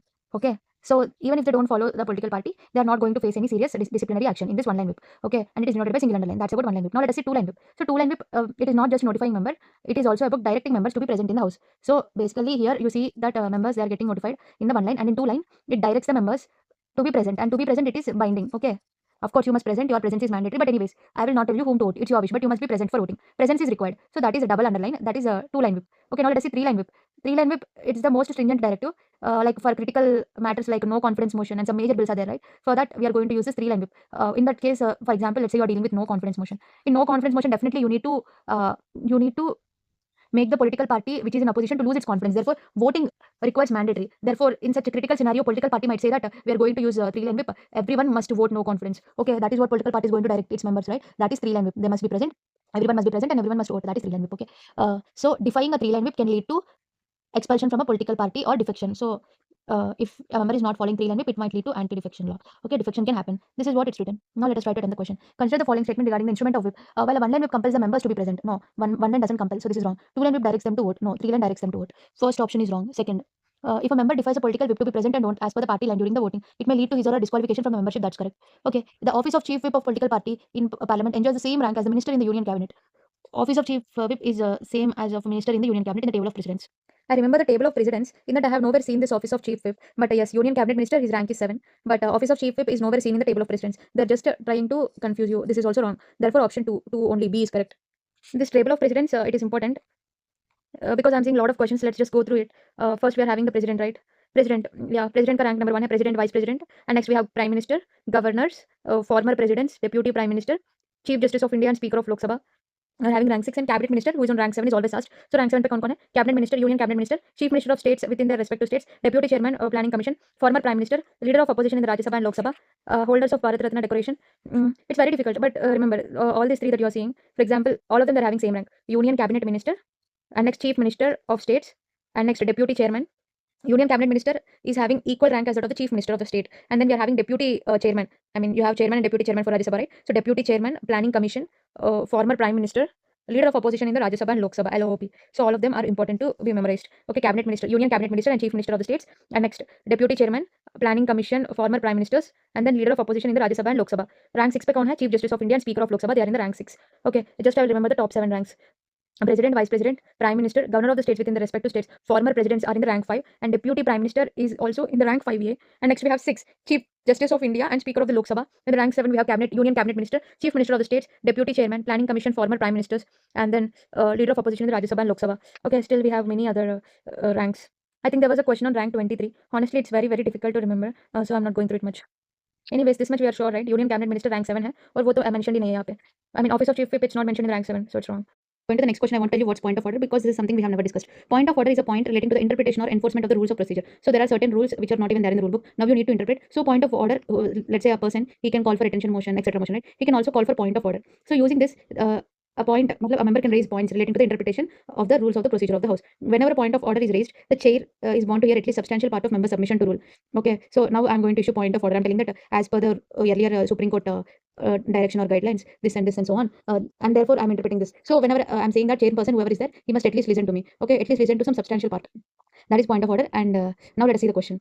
Mr. G, he's Mr. G, and we are having MP of Rajya Sabha, and we are having some minister. These three people are discussing certain matters during the proceedings of Rajya Sabha. While discussing certain matters during the proceedings of Rajya Sabha, criticized Mr. R. So he was being criticized. Who is he? He is leader of opposition in the Lok Sabha, and these people, while they're discussing, they're discussing certain matters during the proceedings of Rajya Sabha. Mr. R, he was criticized. He is the leader of opposition in the Lok Sabha. Okay, he was criticized for his past comments. Okay, and then there is Mr. K. He suddenly stood up and he said that he's also in the Rajya Sabha only. And Mr. K, he suddenly stood up and said to the chair that see, they are violating certain things. This cannot be done. Freedom of speech cannot be used for allegations. So this is what Mr. K, he stood up, and he also cited certain references, like cited the earlier rulings of Rajya Sabha chairman in 1967 and 1983, which prohibited members from using freedom of speech. So what, in context of the above description, Mr. K used which one of the parliamentary practices to raise the concern? He used it point of order. Okay, point of order. See, there is also one more option talking about special mention. Special mention implies that is something that allows a member to raise issue of public importance. That's all. Attention motion में क्या करते हो? Attention. कोई urgent importance को attention में लेके आते हो. That is Indian innovation. Similarly, we have special mention. Okay, issue of public importance. Anyhow, if you want to raise a special mention, you need to take a prior notice from the chairperson, of the Rajya Sabha. Okay, you need to take a special. So you should give a notice before using special mention. Okay, and whatever notice you are giving, it should be accompanied by less than 250 words. Okay. With reference to the Parliament of India, which one of the following is or are correct regarding the office of Deputy Chairman of Rajya Sabha? They are asking about the office of Deputy Chairman of Rajya Sabha. Okay, the date for his or her election is decided by the President. No, it's not the President. Who is going to fix the date of election of Deputy Chairman of Rajya Sabha? It's the Chairman of Rajya Sabha, just like how it happens in the Lok Sabha, right? So this option, it's wrong. First option, it's wrong, and second option, let's see. He or she is entitled to a casting vote while presiding over the House. Of course, if you are presiding, then you should get casting vote, right? So this is correct. And next, he or she can be removed only if a resolution to that effect is passed by Rajya Sabha by 2/3 of majority present and voting. See, it's not 2/3 of majority; it's actually effective majority.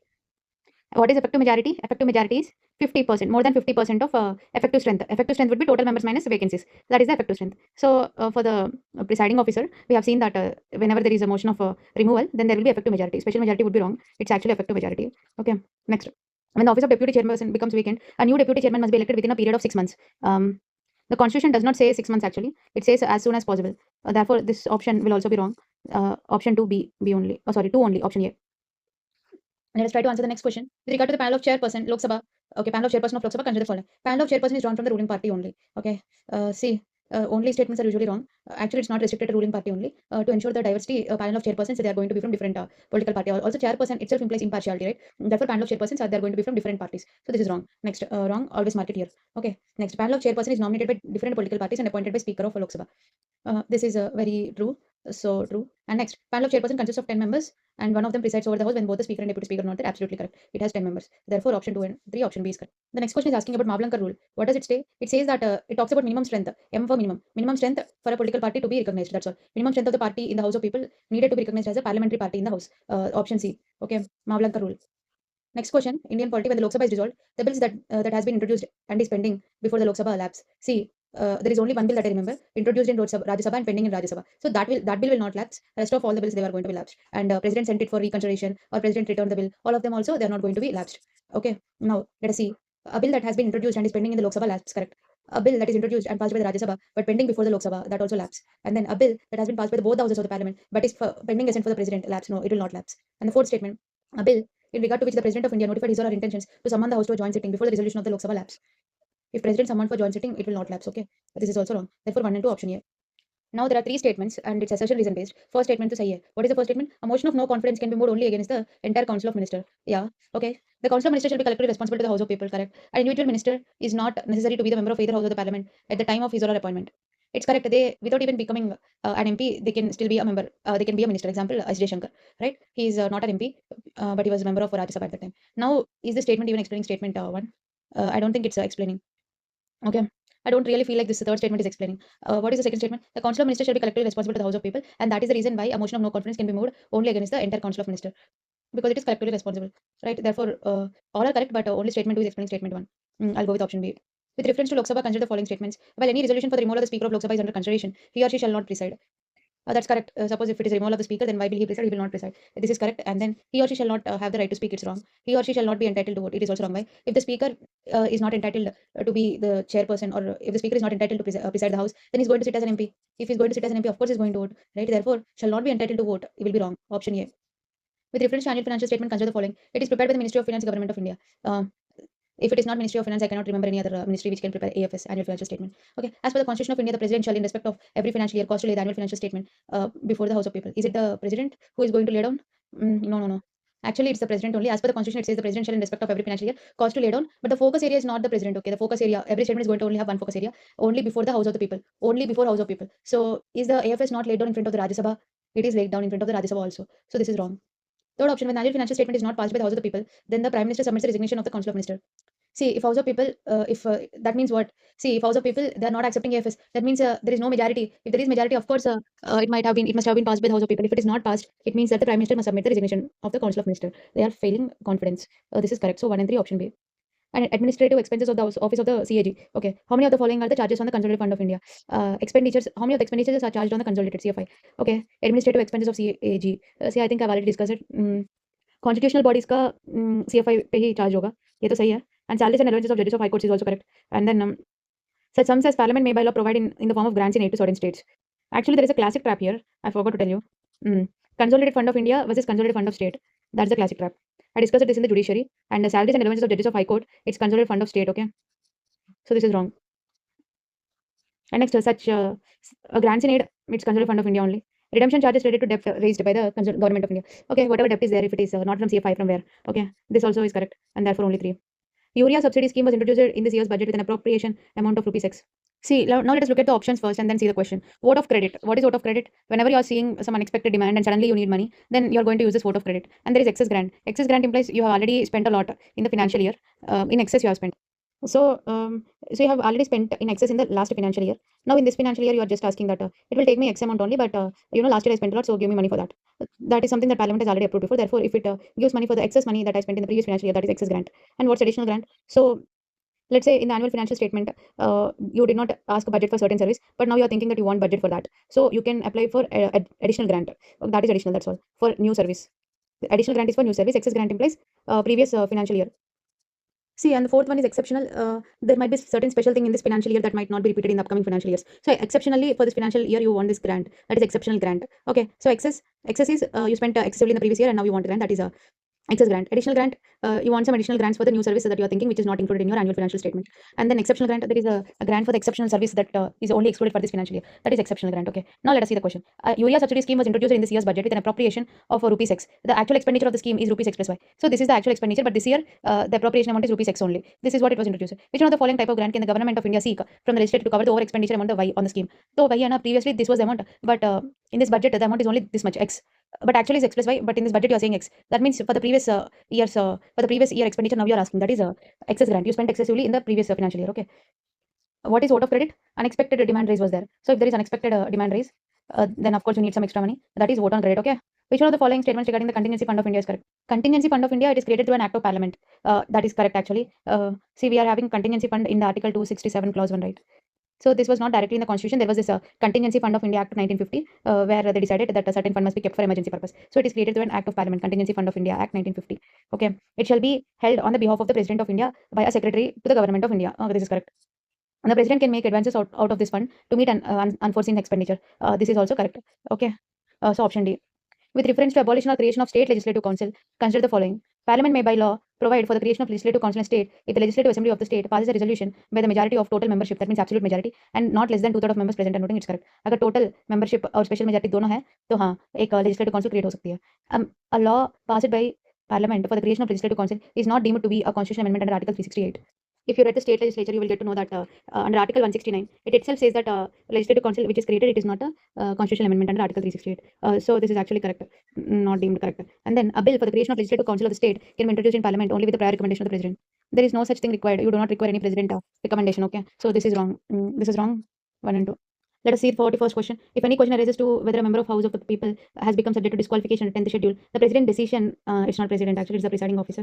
Okay, the President's decision in accordance with the opinion of the Council of Prime Ministers shall be fine. What the heck? So presiding officer, speaker or chairman decide करेगा पहले बात तो. And next, there is no mention of the political party. No, actually there is 10th schedule. It specifically mentions this word political party. Option D. The next question, with reference to the bicameral state legislature, the position of legislative council is equal with respect to legislative assembly in which one of the following? Okay, this is equal in 5 conditions that we saw in Lakshmikant. For ordinary bills, for passing of ordinary bills, and for the approval of ordinances passed by the governor. for these two, definitely legislative council is going to have equal power as that of legislative assembly while passing both of them. And next, selection of ministers. For example, let's take our chief minister. He can be either from legislative assembly or legislative council, but anyways, within 6 months he need to become a minister, whoever he is. So selection of ministers, including the chief minister, it can be from the either house. However, irrespective of this membership, the minister whoever is selected, he is responsible only to the legislative assembly. That is something you need to make sure. Okay, so selection of ministers, of course, he can be either from legislative assembly or legislative council. And next, reports of the constitutional bodies. So consideration of the reports of the constitutional bodies like CAG report or else state PSC report, they are all constitutional bodies. So consideration of the reports of constitutional bodies, both the legislative assembly and council are going to have equal powers. And the fifth one we have is enlarging the jurisdiction of state PSC. So for enlarging the jurisdiction of state PSC also, legislative council is going to have equal powers as that of legislative assembly. So now considering that, let's see the options. Approval of ordinances promulgated by the governor of the state is correct. Participation in election of representatives of the state to the council of states. So participating in the election of representatives, that is correct. Selection of ministers, as I said. Should I approve this? Because I'm not able to understand this option, I'll dot it. Consideration of the reports of the CAG, this is correct. Fourth option, ratification of constitutional amendment bill. 1 and 3 are definitely, I'm sure. Therefore, I will go with option A, and then only option A is 1 and 3. So here we don't find any conflict. But if there is any conflict, just eliminate the ratification of constitutional amendment bill and participation in election of representative in the states to the council of state. See, this one I remember that only legislative assembly people, they can go to council of state elections. I mean, of course, state से कोई तो कोई जाना चाहिए ना राज्यसभा में, तो वो कौन जाएगा? Usually, I think they're the ministers from the legislative assembly. Legislative council, they're not even elected. And Rajya Sabha, it represents indirectly elected people. For Rajya Sabha to represent indirectly elected people, people must go from legislative assembly, not the legislative council. Okay. Therefore, in the participation of elections to the Rajya Sabha, only legislative assembly can go. Legislative council can't go because they're not. They're mostly nominated. Therefore, I will take mark second is also wrong. And ratification of constitutional amendment bill. So for the CAB, legislative council has no role. Okay. Right, ratification implies see constitutional amendment bill पहले union level पे होगा, है ना? So there is a big process, and then certain bills require ratification by the state. Those ratifications, they're going to be done by only legislative assembly, not legislative council. Okay, that's all. Option A. The actual strength of state legislative council is determined by Parliament of India. Okay, Parliament of India will fix the strength of the state legislative council. What is it actually? See, the constitution says that it should be 1/3. I'll go with the 3 table. Okay, I think it's 3, 30, 40, यहाँ पे 50, इसको final बनाना पड़ेगा 60. So this is what I've studied. कि this is for the legislative assembly. I think this is for the legislative council. So you know what? See, you know this rule, 3, 4, 5, 6 wala rule, right? So strength of legislative council is going to be somewhere between 1/3 of a legislative assembly, maximum strength होगी, minimum तो 40 होना चाहिए, and the actual limit, it is going to be determined by the parliament. This is something you need to know. Therefore, the answer is parliament, and you know the composition who are going to be the members. With reference to money bill in Indian parliament, consider the following. It shall not be introduced in council of states. I already discussed it, right? Money bill can be introduced only in the Lok Sabha. So first option, shall not be introduced in council of states is correct. Second, a private member of the house of people cannot introduce such type of bills. Money bill, I think it can be introduced by anyone. See, because I have not studied about money bills. I mean, I studied about money bills. There I have not seen that private members are prohibited to pass. I have only studied that a prior recommendation of president is required for money bill. So that prior recommendation can be even taken by private member. Okay, private member implies someone who is not a minister. Let's say some MP, he is not a minister. So that is possible, but cannot introduce implies wrong. So second statement, if I eliminate, first option, I know it's correct. So therefore option A. But let us see 3 and 4 for practice. As per Constitution of India, a bill shall be deemed to be a money bill if it provides for the imposition of fines or other pecuniary penalty. So fines and other pecuniary penalty, they are not part of money bill, which we already know. Okay. The Council of States can amend such bills once transmitted to it by the House of People only at first instance. See, money bills cannot be amended by the Council of State. Council of State, they can only recommend. So this is also wrong. Therefore, option would be A. Which of the following are the grounds for disqualification of a member of Parliament under the Constitution of India? Okay. MP का disqualification का ground क्या हो सकता है? Unclear, unsound mind, undischarged, insolvent. Oh, they are asking as per the Constitution of India. So ये 2 provisions है ना, उसमें होना चाहिए. These 2 are correct, and he or she is under any acknowledgement of allegiance or adherence to a foreign state. So all 3 are correct. All 3 are there. Option D. With reference to Indian parliamentary system, consider the following about a private member bill. Okay, there are mechanisms through which MP who are not ministers can propose their own legislation. That's correct. That is only what is called private member bill, right? We are discussing about private member bill, and now what is it? It's asking, and first statement to correct hai, who are not minister. That means MPs can propose their own legislation. Generally, the period of notice of a motion for leave to introduce such a bill is 1 month. To introduce that is 1 month. This I don't know. And third statement, only 4 private member bills have been passed since independence. This is also something I don't know. So the answer is it's not 4, it's 14. Period of motion 1 month is correct actually. So option will be 1 and 2. Option A. So private member bills, you know what they are, and to introduce them, you need to first give 1 month notice, and MP must give a prior notice of 1 month before 1 month, and till now 14 bills were introduced. Which of the following are the special powers enjoyed by the Rajya Sabha alone? Rajya Sabha alone can initiate the resolution for the removal of the Vice President of India. Correct. It passes a resolution under 249 of the Constitution, empowering the Parliament to legislate on the state list on the national interest. That is correct. That is also exclusive power of Rajya Sabha. And then pass a resolution for discontinuance of emergency proclaimed under Article 352. That is also correct. Pass a resolution recommending the creation of All India Service under Article 312. That also is correct. 1, 2, 3, 4 सही लग रहा है. Discontinuance of emergency under 342. This is wrong actually. This is wrong. Option B.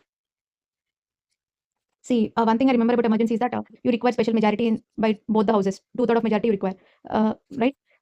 Yeah, two-third of majority in both the houses is required for passing. But finally, when you want to discontinue it, only Lok Sabha approval is required. I think only Lok Sabha approval is sufficient. Therefore, option B. Finally, the last question. In Council of States, suppose two opposition parties have the same numerical strength and are the greatest in number in the House. In context, which one of the following is correct? So, if both of them are having the same strength, then obviously the chairman of the House can recognize the leader of any one of the two parties as the leader of opposition. See, there are two opposition parties and both of them they're having same strength. Now, we don't know who shall be the leader of opposition. So, that is the chairman who is going to decide any one of the two parties as the leader of opposition, but that is going to be the chairman.